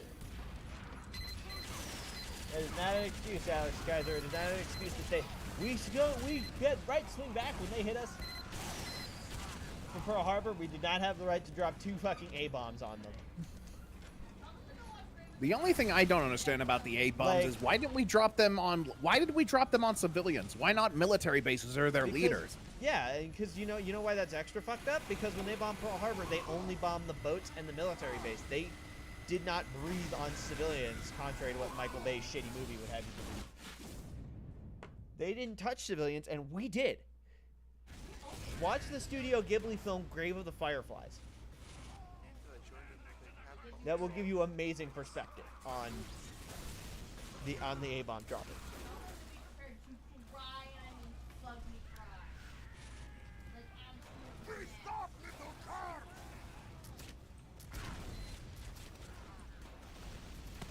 I disagree with you, Dr. Bristle. I think it would have been better for us to spend a little more manpower to defeat them proper than decimate 2 civilian cities. Touch military base. It was 2 civilian cities. That's a war crime. There was a dude, you can go watch his speeches. I forget his name right now, but there was a dude who you can go look up and watch his speeches who survived both of them. He was in the first one city, and then he was like, God, that sucked. Good thing I get to go home now, and he lived in the other city. He survived 2 fucking A-bombs before he died somewhere in his like 80s or 90s from liver failure. I see spy!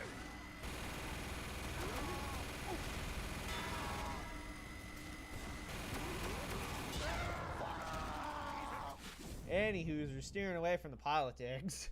Yeah. Didn't mean for it to go quite that. Didn't mean for it to quite go there. But, sorry.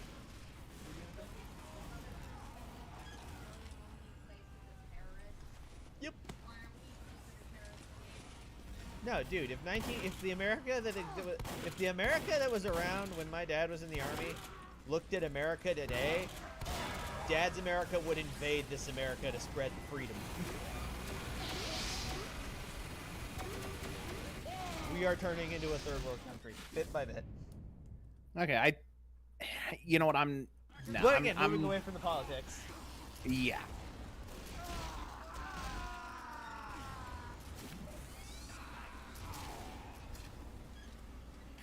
Ugh, that got uncomfortable real quick.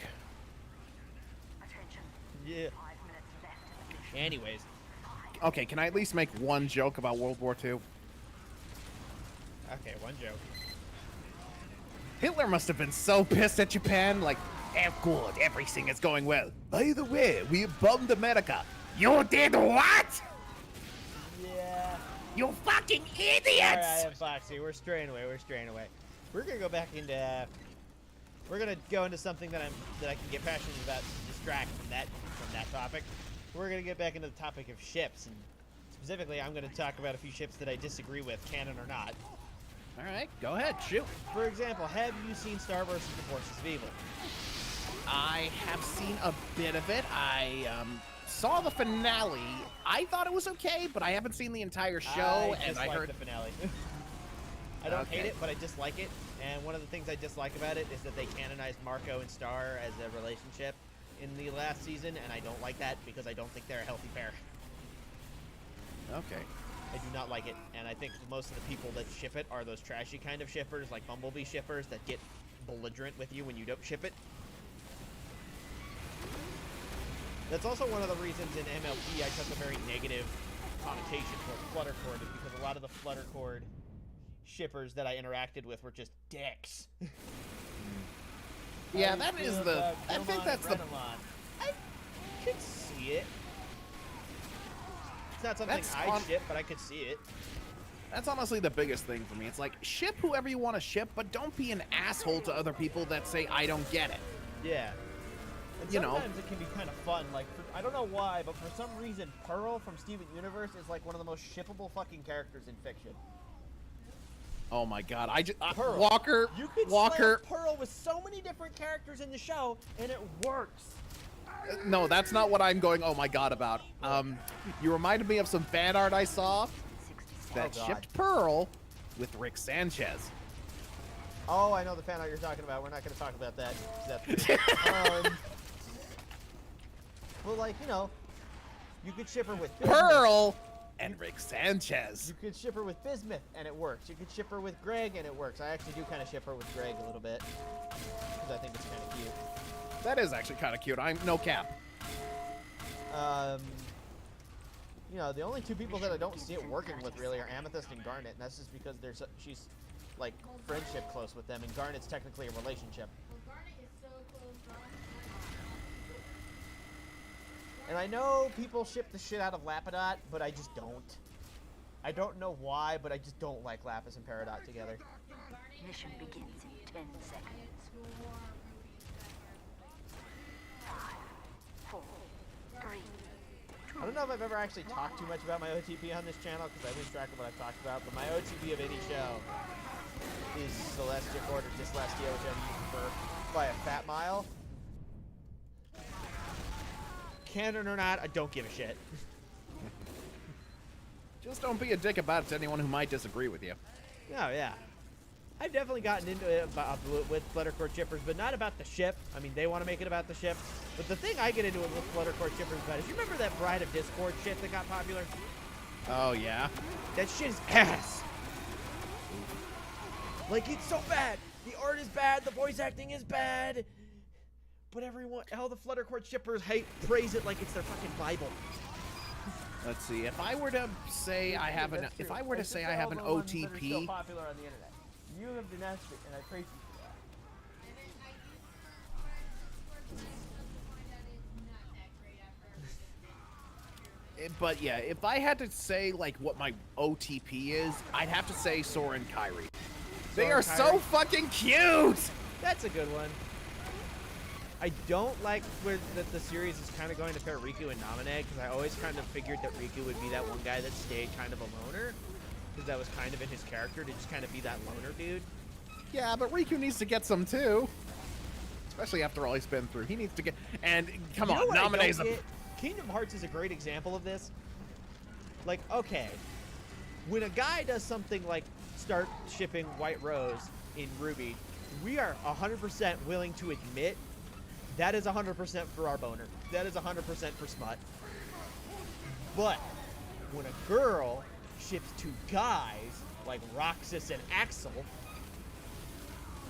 they will fight tooth and nail to try to convince you that there's like actual story potential for that. Instead of just admitting it's because they think it would make hot yaoi.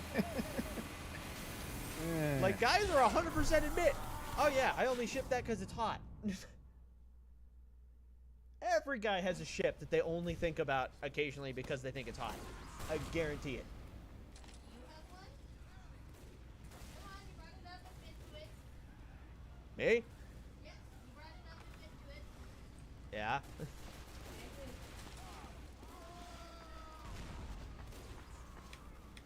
If I'm 100% honest, I used to read back in the early days of Ruby, back when volume 2 or 3 was the newest volume. I used to read a lot of Ladybug because I thought Ladybug was hot. It's a terrible ship, but it's hot. Which, for those of you who don't know, Ladybug is the ship name of Ruby and Blake. I mean, they've had a couple of sweet moments. I thought the moment they had in Volume 8 was particularly sweet. Yeah, I don't think they would work on a simple that opposites may attract, but I think those borders are a little too stretched. The age gap's there as well. It's only 2 years. I know, but it's still there to think about. Especially because, again, when you slide it back, that's a freshman nooking around with a sophomore. That's a senior nooking around with a sophomore. It's still a little weird. If you drop the age back of the younger person and it makes the older person, like, this is the rule of thumb. If you take their two ages, say you take John right now at 18, and say you take Ruby right now at 18, and Oscar right now at 15, and you dial it back You take Oscar's age and dial it back by the age gap, and leave Ruby's age where it's at. If it makes it weird, No, you're misinterpreting that. So if I think that's a bit much, Walker, because bear in mind, like, our grandparents, how many years apart were they? yeah, but they were adults when they met. Honor, stop! let me finish with Go. the explanation. So if you take the age gap on the younger person and say the younger person was dating somebody younger than them by that same age gap, if it's suddenly creepy, then it's bad. Like with Ruby and Oscar, if you were to take Oscar dating someone 4 years younger than him, that should make 12-year-old. Yeah, 12 or 13-year-old, depending on how you look at it, which is weird.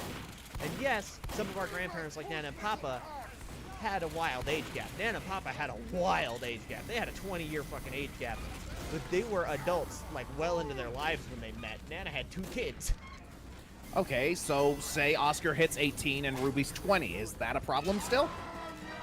No, because at that point, it's a little weird because if you did that age gap rule, he'd be dating a 16-year-old, but that shit happens. It's not weird anymore. That's the rule of thumb, is if the younger person dating someone of the same age gap downward is weird, then it's bad. Because, like, again, with, like, Ruby and John, Ruby at the beginning of the series, 15, John 17, that's a 2-year age gap. That would be Ruby dating a 13-year-old. It's a little weird, contextually. I'm just gonna admit, bud, I don't get your logic here, but at the same time, I'm not gonna disrespect it, so I'm just gonna leave Right, it that's as. fine. That's just how I feel about it. And, like, I get age gaps happen in adulthood. And even then, I think 18's a touchy number, because, like, a 25-year-old dating an 8-year-old, that's fine. But, like, a 50-year-old dating an 18-year-old, that's gross. Hey, what the hell, man? Shut the fuck up. Early for dad. I'm the best president. Don't tell me who I can and can't date. I don't know. You know what's disgusting? Is Oh, that boy. there's a ship in Ruby called Enabler, Oh, no. which is I- Ruby and Yang. La la la la la la! I can't hear you! Uh-huh. Honestly, I'm surprised that none of those women that make those obnoxious gay ships ever did, like, Crow and Ty or something, because, like, they would. Funny enough, they did fight like a married couple in that one Ruby Chippy episode. You're trying to tell me Yeah. Crow And Ty I do love the running gag where you see the photo of their team and then Ty's like, I'm going to bang every member on this team. Crow, Ty, every member!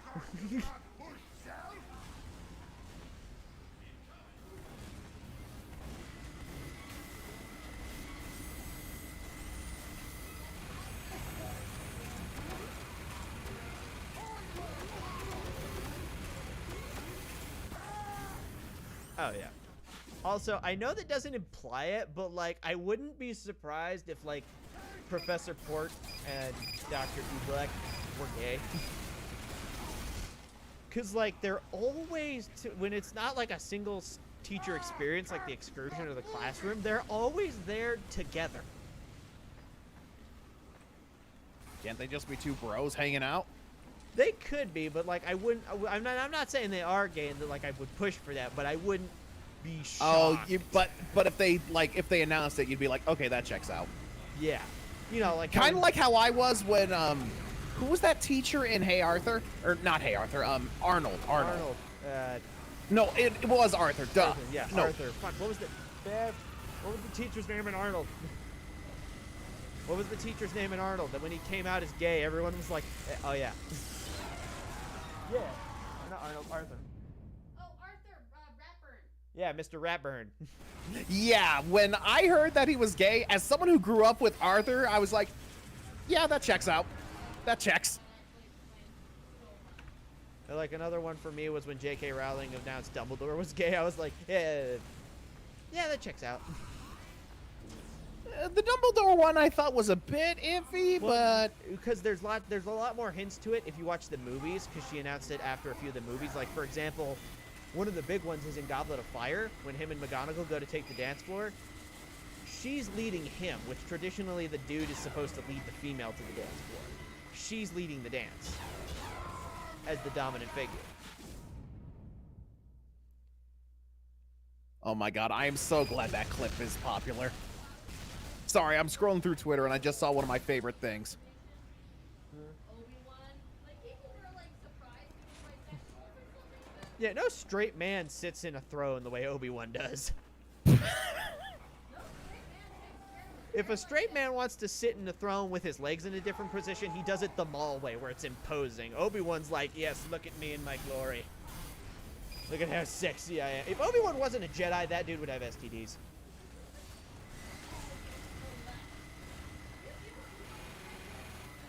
I forbid you to take another step down these stairs. But you were more familiar with the comic back then. I'm not crazy in that Ventress being so DTF-y was an advent of the Clone Wars cartoon, or CG cartoon, right? You're crazy, but that's still not inaccurate. Because, like, they made her super DTF-y in the early CG Clone Wars. Yeah, there was something there. Like, if they could, you know, those two would been. Well, she'd be hate fucking. He'd just be kind of. He'd just be a slut, because Obi-Wan would be a slut if he wasn't a Jedi. What are you talking about? He totally is a slut. Yeah, but he's more of an emotional slut than a physical slut, hence why Satine is so bitter at him in the Mandalore arc. Because they totally slept with each other, which also leads to me calling Anakin a dumbass. Oh, we don't need Obi-Wan, I can't trust him anyway. You were giving her shit about fucking Satine! You know he's done the same shit! What are you talking about? We must push At that point, I think it was kind of a thing about pride, honestly, if I'm being honest with you. Oh, no, that's right. Walker, I remember the real reason why Anakin wouldn't trust Obi-Wan. Yeah. Huh? What? What's the reason? It was more implied in the book than the movie, but Anakin kind of had a bit of a jealousy towards Obi-Wan. Like, he kind of, like, in the back of his mind, kind of thought Padme and Obi-Wan might have been, like, going behind his back. That's why he says we don't need his help. He does not like the idea of Padme and Obi-Wan palling Which is around. dumb. But yeah, okay. At least it's a reason. It's a dumb reason, but it's a reason. Apparently in the novelizations of the films, Anakin was always scared that if he let Obi-Wan get too close to Padme, that Obi-Wan would dick Padme down.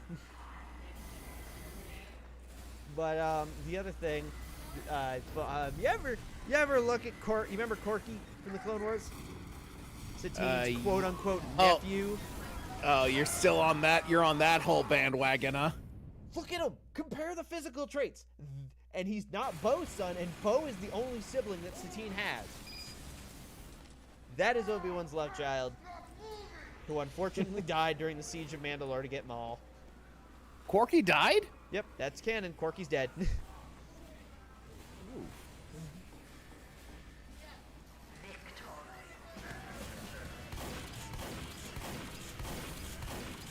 Also, by the way, it has been a while since a Star Wars character has made me so, like, instantaneously irritated as whenever Bo-Katan is on screen. Like, Bo-Katan sucks. I hate Bo-Katan. Elaborate. Yeah, don't say anything about the new season of Mandalorian. I haven't watched it yet, but, like, this bitch has the nerve to be all upset when Maul makes the claim for the throne of Mandalore. You enabled that! You enabled your sister's death, you dumb whore! Because you were salty that she didn't want to go to war and you had a boner for Pre Vizsla. Or a lady boner, excuse me. You helped enable that. It's canon in the comic books that Death Watch didn't garner nearly as much support as it had by Clone Wars until you joined, because everyone was like, wow, if the Duchess's sister is joining Death Watch, there might be a problem here. It's your fault! Like, directly, your fault. And then all you want to do is bitch and moan the Mandalore doesn't like you. And then when you got it handed to you in Rebels, you apparently still fucked it up, according to Mandalorian Season 2. Which, like, kudos for fucking that up. I don't know how you did that shit. You just don't like strong women.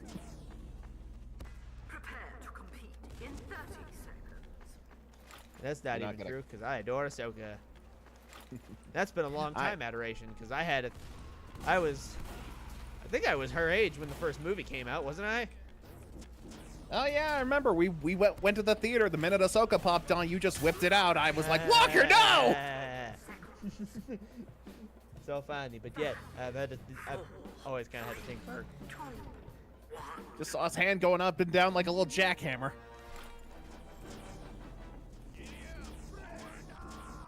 And you know, I tried to stop him, but tube top was a little creepy. I tried to stop him, guys, but he wouldn't listen to me. So I was like, all right, fine, just don't get in my popcorn. You've seen Tales of the Jedi, right? Oh yeah. That outfit she had on in the Padawan flashback of that series, where she's doing the drone test and she's got that like tight shirt on. Uh-huh. That shirt was supposed to be what she was wearing through the whole series, and George Lucas was like, nah, throw her in a tube top and the tiny skirt. Because George Lucas is kind of, as much as I love the guy and what he's done, he's kind of a fucking pervert. Okay, let's not go that far. Just No, he's a pervert. The dude wouldn't let Carrie Fisher wear underwear or a bra in New Hope because it made the white dress look not as sexy. And when she asked why, he said, because there's no underwear in space, even though Harrison Ford and Mark Hamill were wearing fucking underwear. Oh, Jesus, there's so many medics on this team. There's 1, 2, 3, 4, 5, 6 medics.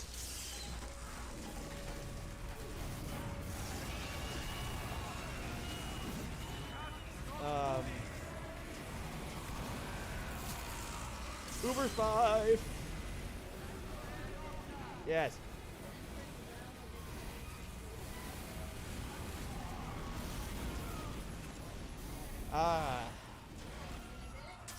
You know what? I might as well. what's up? So Danielle is very much into Darth Maul, right? Uh-huh. And she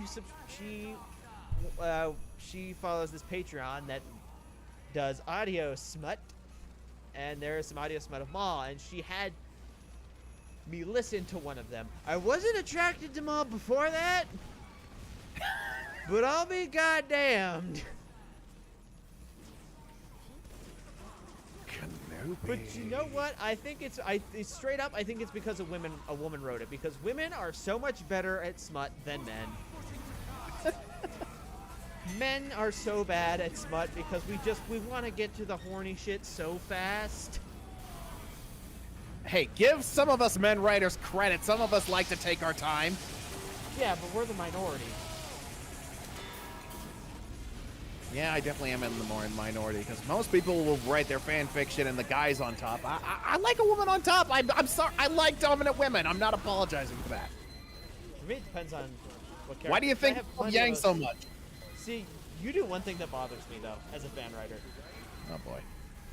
You don't have any creativity with your OCs in the universe. You just copy and paste the one version of you. Actually, no. I actually did get creative with my character in the Ruby. Okay, that's actually cool because, like, I remember that used to be something I didn't like about the way you would do some of your co-writing. If you would always just have Right. I would just write him visiting the world from another planet or something, right? Yeah. Okay, that is not the case. I actually did give him his own Ruby backstory. I integrated his original story into it, though, but I think in a way that that works in the rules of. Sorry, go ahead. No, go ahead. I was gonna say that's definitely better. And I don't mean to like trash on you. That's just a personal pet peeve of mine when people just take the same character and. Okay. Because I take a lot of pride in trying to make every character I write for a universe very unique from any other character in my library.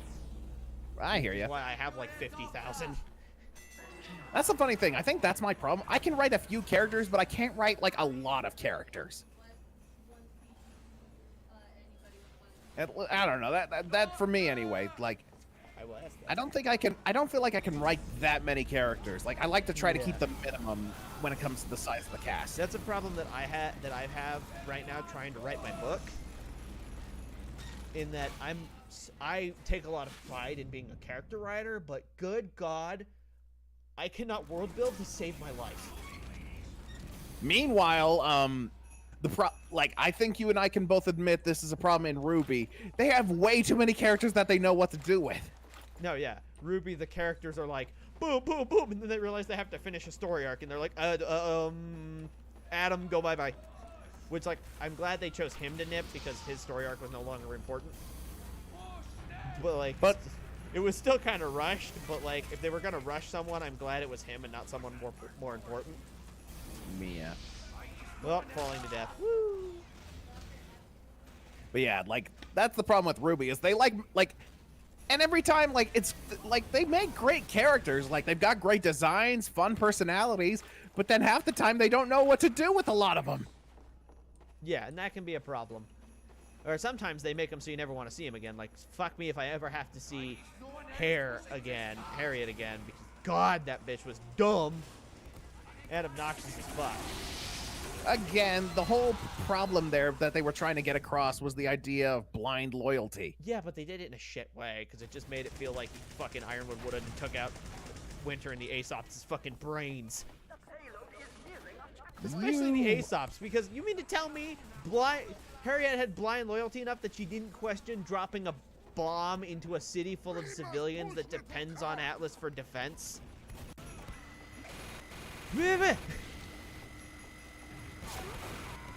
Right, but Why don't you care anywho. about Mantle? Because only the fucking poor people live in Mantle, Ruby. I need the rich people to fund my army. I don't care about the poor people or the faunus. Hell, I don't care about people at all, apparently, because even when everyone was safe, I was just obsessed about saving the city. Well, yeah, at that point, he basically had become a machine. Just like, I must fulfill my programming of saving Atlas. But we're evacuating everyone. They're safe. Does not compute. Does not compute. At that point, he basically became HAL? Is that it? The HAL 9000? Yeah, HAL Is 9000 from 2001 Space Odyssey. Open the door, Yeah. Hal. I can't do that. Was that not Ironwood? No, yeah, I 100% agree that was what he turned into, which sucks. But then again, from day one in the series, he was a douche. He was not a douche, He was- okay? the first thing he does when he shows up in the series is try to get Ozpin voted out of his headmaster seat. He does not try to get him voted out. He does tell the council, though, that he is concerned because Ozpin does. isn't doing it. No, he does. He straight up says that they straight up tell Ozpin that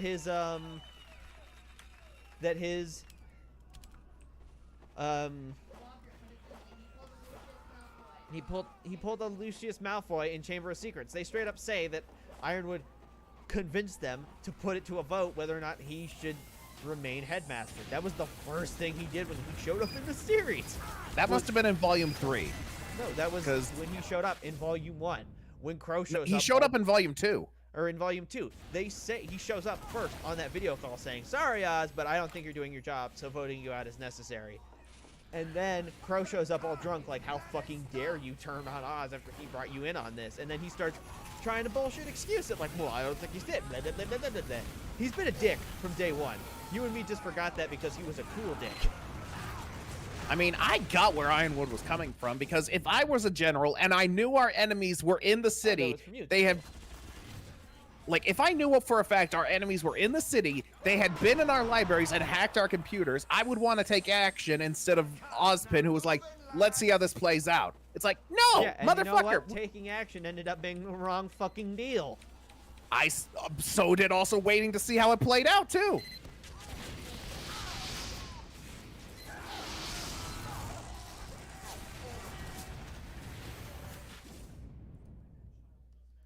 Ironwood frustrates me as a whole character.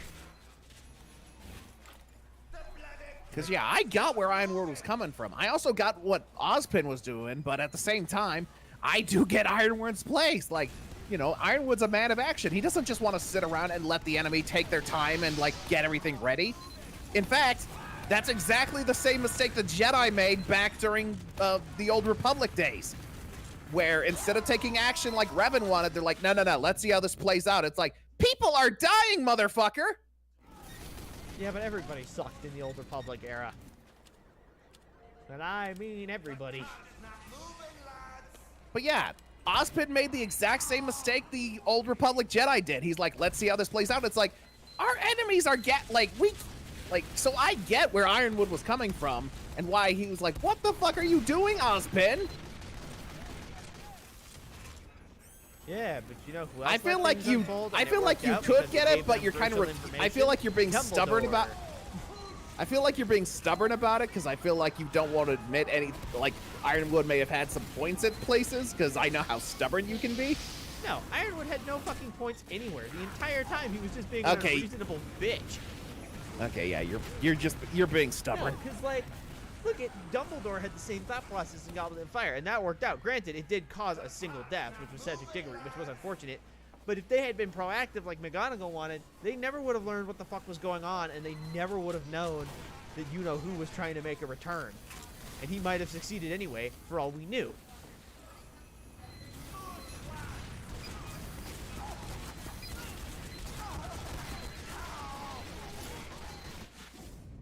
Like, he was very upset with himself for letting that happen. Sometimes you do need to sit back and wait for a second to see what their play is going to be. You need to wait for your enemy to drop their hand before you play yours. But Ironwood is an impatient dickwad that despite being, oh, I can't feel, I'm the Tin Man. Apparently you can feel fear because you're a little fucking bitch.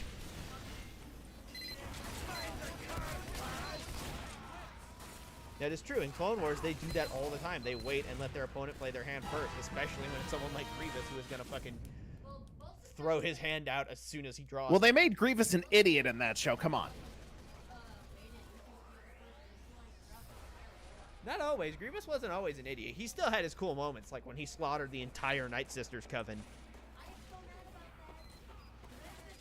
Grievous had his dumb moments, but he was not a straight-up idiot in that show. That's just a harsh viewing. Because, let's face it, the 2005 2D Clone Wars completely oversold us on the character of Grievous. Yeah, he was never that cool after that. Except for like maybe the earlier comics. Yeah, which a lot of those they redid and they're still canon. And in the comics, he's still fresh as hell badass. But he still has those same character flaws in that he's an arrogant jackfuck that will, as soon as he gets overconfident, make a misplay because he's overconfident. That's part of Grievous's character. He gets so confident that he starts not paying attention. Time to abandon ship. Is that the Black Sun shippers right now? Time to abandon ship. Yeah. I mean, I'm still holding out for a polyamory relationship. I don't think that's gonna happen. I doubt it too, but let me have some hope.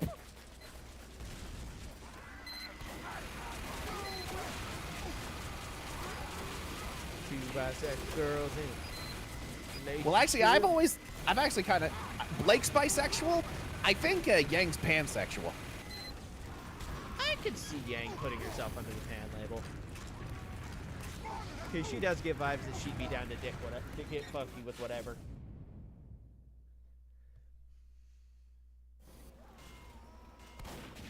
Oh, nice. What team are you on?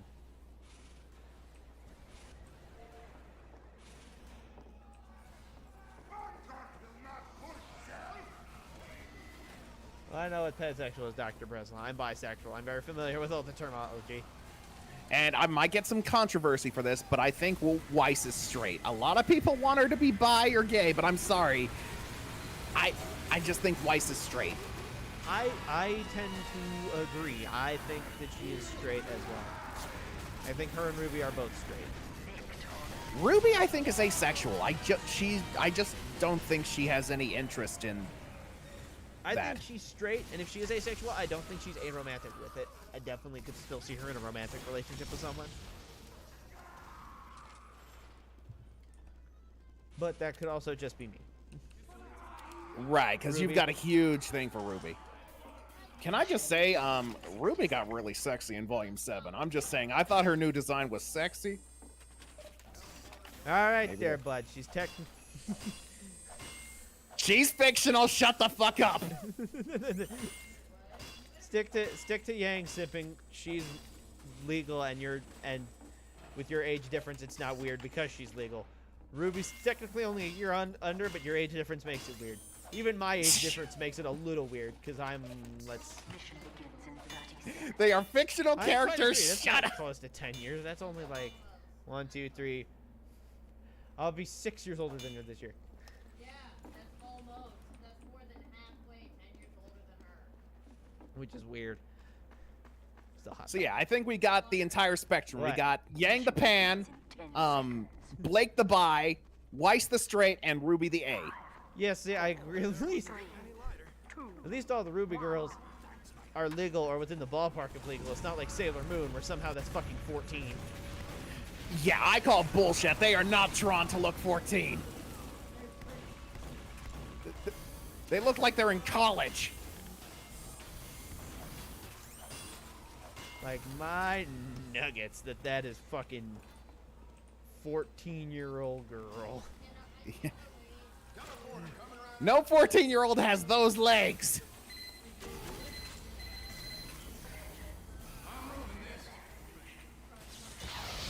Oh, shit. Fucking Flog Pyro, you're such a bitch. Flog Pyros are bitches. Anywho, but like, that is one thing I will stand by with Ruby ships. White Rose is garbage. And I will never change my mind on that. I'm sorry, say again. It's the one thing that I will stand 100% solid footing on is that White Rose is garbage. I will never change my mind Damn. on that. It's like the second or third most popular ship in the fandom. I will not budge. You know what's funny? People are mad at the recent episode because there was a little scene that made it less likely for White Rose, and people are mad about it because Weiss was simping over a male character. And they're like, no! Yeah, no, Weiss is straight. 100% Weiss is straight. I think Ruby's straight. She could be ace. I think she's straight. I think she's ace. But Weiss is 100% straight. But anyways, can we agree that Ruby's design, like new Atlas design, was pretty? Mhm. Yeah. Okay. And look, they're fictional characters. They are not real. We can do or say whatever we want about them. Okay? Did you have to add the do part? That makes it weird. But, Wait, what? anyway. What? Did you have to add the do part? That makes it weird. Anyway. Anyway. Oh, no, oh, you think? Okay, you know what? You know what? There's some stuff. You That think I'm, Ruby there's could- some stuff that I'm actually excited for several reasons. One of the reasons being that it sort of licenses something that I've been hoping for. I guess is a term to say it, or not licenses, but I can't think of the word. But they're with the stuff that Avatar Studios is working on Oh, right. I've been with hearing the about adult that. gang. Right. I'm excited to see that because I used to have a huge thing for Toph when I was a kid. So I'm excited to see how they do her because Grandma Toph was fun, but Police Chief Toph that we saw in Korra was kind of a bitch and not really Toph, which was like one of the few complaints I have with the series. Which, oh, You want like a 25-year-old top that you can then make your nasty fan fiction about. shut up. Speaking of which, here's a hot The take. fact he didn't tell me I was wrong. Here's a hot take. Not only do I think Legend of Korra is a better show because it shows a much more deep journey into discovering oneself as an adult rather than you gotta save the day. But I don't want to take a life even though I've killed hundreds of Fire Nation soldiers by this point in the show. It shows a much deeper journey of learning who one is as an adult and who you need to be versus who you want to be. Korra is a better avatar than Aang ever fucking was. You know what? I will just applaud you just for that take, just because it's a bold-ass take. That is a bold take, my friend. Like, and I mean that, like respect, bud, respect.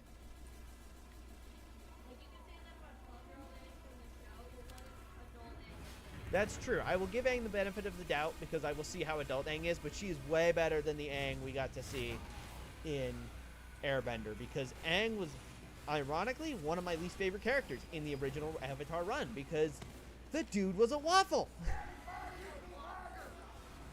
He waffled on everything, my guy. Oh, I can't kill the Fire Lord even though I've whacked off hundreds of Fire Nation soldiers by this point. Like, no, shut up. You don't want to do it just like Kyoshi, take the wheel of your body for a while. then your hands are blood free, and I know Kyoshi wouldn't have a problem with it because she ain't no bitch. Oh God, I can just imagine Kyoshi takes over, Yang just wakes up and he's soaked in blood. Which, by the way, I don't know if you know, but there's a novel about Kyoshi. That's a canonical lesbian right there.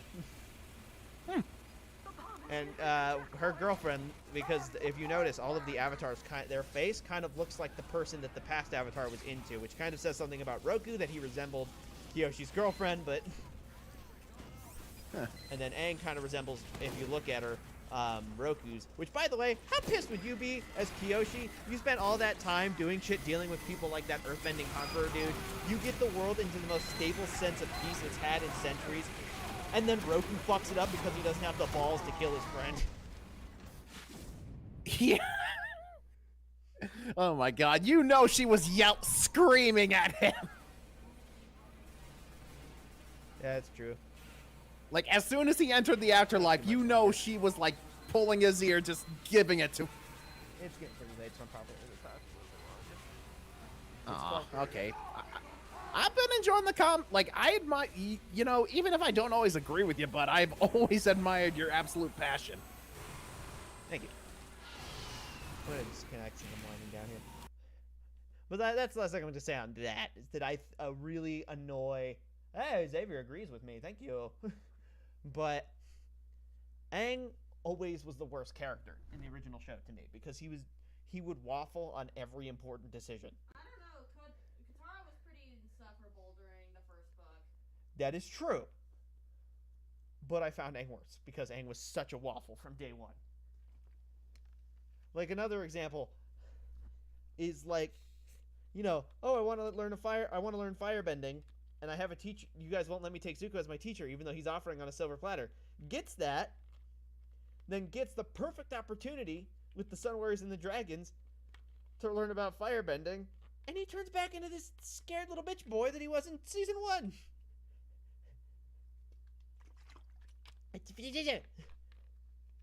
My guy. Consistency. You're not at the age where hormones should be flowing in you to fuck that up yet. You're only 12.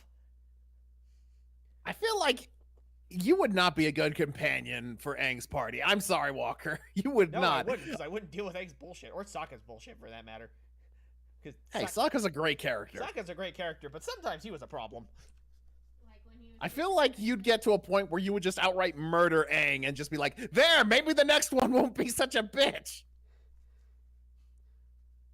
I feel that's something you would do.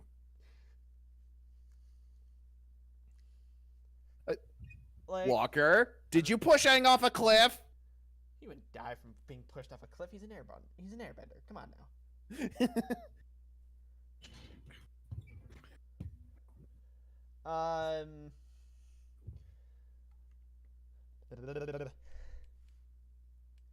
But yeah, I feel Walker And I would do think that. He'd be Korra's like, a better show. I know season 2 was kind of a tank, because we should have spent more of season 2 with Vaatu instead of her uncle.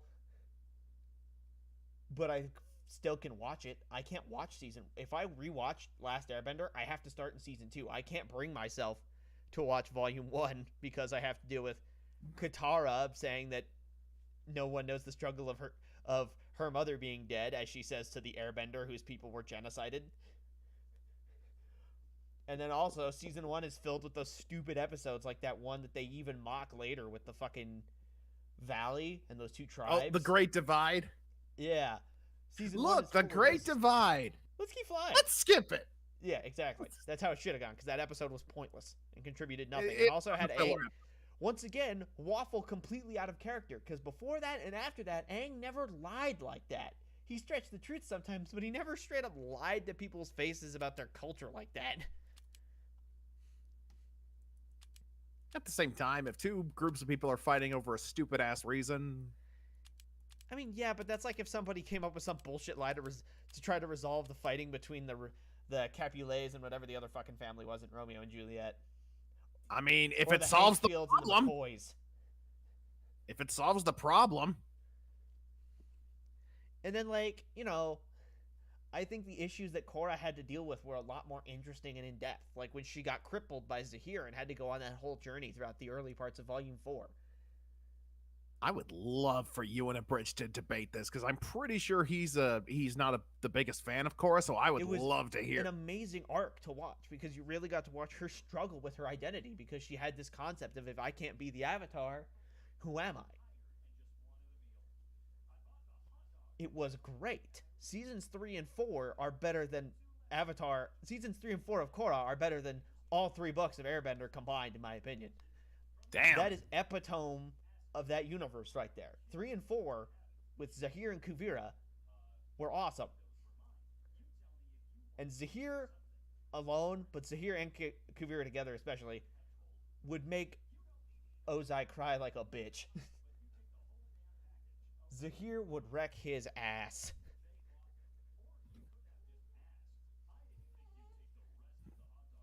Maybe not with the Comet. Maybe he'd need Kuvira if they have the Comet. But no Comet, Ozai's getting his shit wrecked by either one of them. And I really like some of the concepts they introduced in Season 2, even with it not being so good. Like, it introduced Varric, who's the best character in the whole show. I can't argue that one. I think the idea of her uncle as someone who was, like, following Vaatu was supremely interesting. I don't think he was done the best, but I think his idea was interesting. And I thought the idea They basically turned him into a boring version of Scar. Yeah, and at the end, when he fuses with Vaatu and becomes, like, the Dark Avatar, I thought that shit was amazing. And I had a theory. They never played with it, but I always had a theory that the same way Rava came back to Korra, that Vaatu came back with somebody else, and that there's a Dark Avatar out there somewhere. That'd be interesting, Because honestly. it stands to reason that if Rava came back from being destroyed like that, that Vaatu could too. And now he's not bound to a tree. Actually, that wouldn't work, Oh. Bud, because yeah, Rava was destroyed, but then it turns out like she was reborn inside of Vaatu, and then Korra pulled her out. So with that logic, that means Vaatu is currently trapped inside of Rava. But there's still potential there, is what I'm saying. Also, one of people's biggest complaints with the show in Season 2, I hate because it's not valid. Hmm. I know, I'm going to wrap it up. Which is that people always complain about the fact she let Rava get destroyed, right? Which, by the way, she never did that. She did pull the energy of Rava out to become the giant Korra to fight the Dark Avatar, but we don't see Rava again until Season 4, when she's in the desert. Or Season 3, rather. But, The only thing Korra did wrong in Volume 2 was just letting herself get manipulated by by her fucking uncle, who's named that, and Unalaq. she got a little. I mean, it was a little much sometimes. Like when the fucking judge was like going to have her dad executed, so she's like, "You take his life, I'll take your life." It's like, whoa, Korra. Well, yeah, and one of my biggest problems with the fandom is that they were mad that Korra wasn't like Aang, which of course she's not like Aang. It's a completely different character stack there. But the thing a lot of people complain about is the fact that she let Rava get destroyed. Would you have rather she let Jinora die, you assholes? What was she supposed to do there? Right. And they do that. They exploit with that because Korra becomes the first metal bending avatar, which I kind of wonder why Aang never tried to do that. But He struggled enough with earthbending. You think he'd try That's true. Yang did struggle a lot with earthbending. yeah, I did think a lot of the sub bending that the Red Lotus introduced, like the limbless lady who water bends or the lava bender, was really cool. And Combustion Woman. But anyways, I gotta go because it's bath night for the little man. All right. Well, thanks for having me as a guest, Bud. Thanks for joining me. Thanks everybody for watching. Thanks again, CL for the raid. Thanks for everybody who came and stayed. Would you like to raid someone, Bud? The fuck do I even do that? I've never actually done that before. Okay. Is there anyone you want to raid?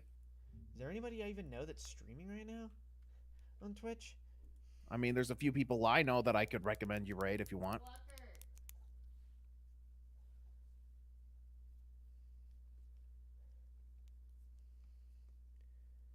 Whatever. I'll bounce off on. I'll not do it this time, and I'll raid somebody next time. Well, actually, it'll be really quick, Bud.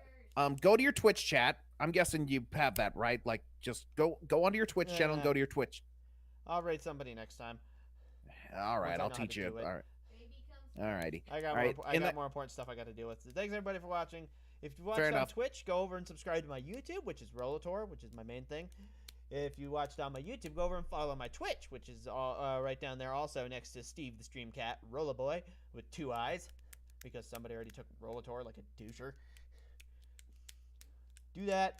Like the video on YouTube, because that helps me out. And go to my community section and let me know what you guys want to see me play, because like I have no concept right now of what you guys want to see me play, because my streams are really the only place I get feedback. People don't really leave me comments on my video portions because I don't make many videos, which I'm trying to get better at, I swear. So let me know what you guys want to see me do. I plan to continue Dead Space next week, which will be this Saturday or Sunday. I'm trying to stream on Saturdays now because I will not have Sunday as a day off coming April. My work shifts are changing. So streams will be every Saturday instead of every Sunday. Thanks again for watching.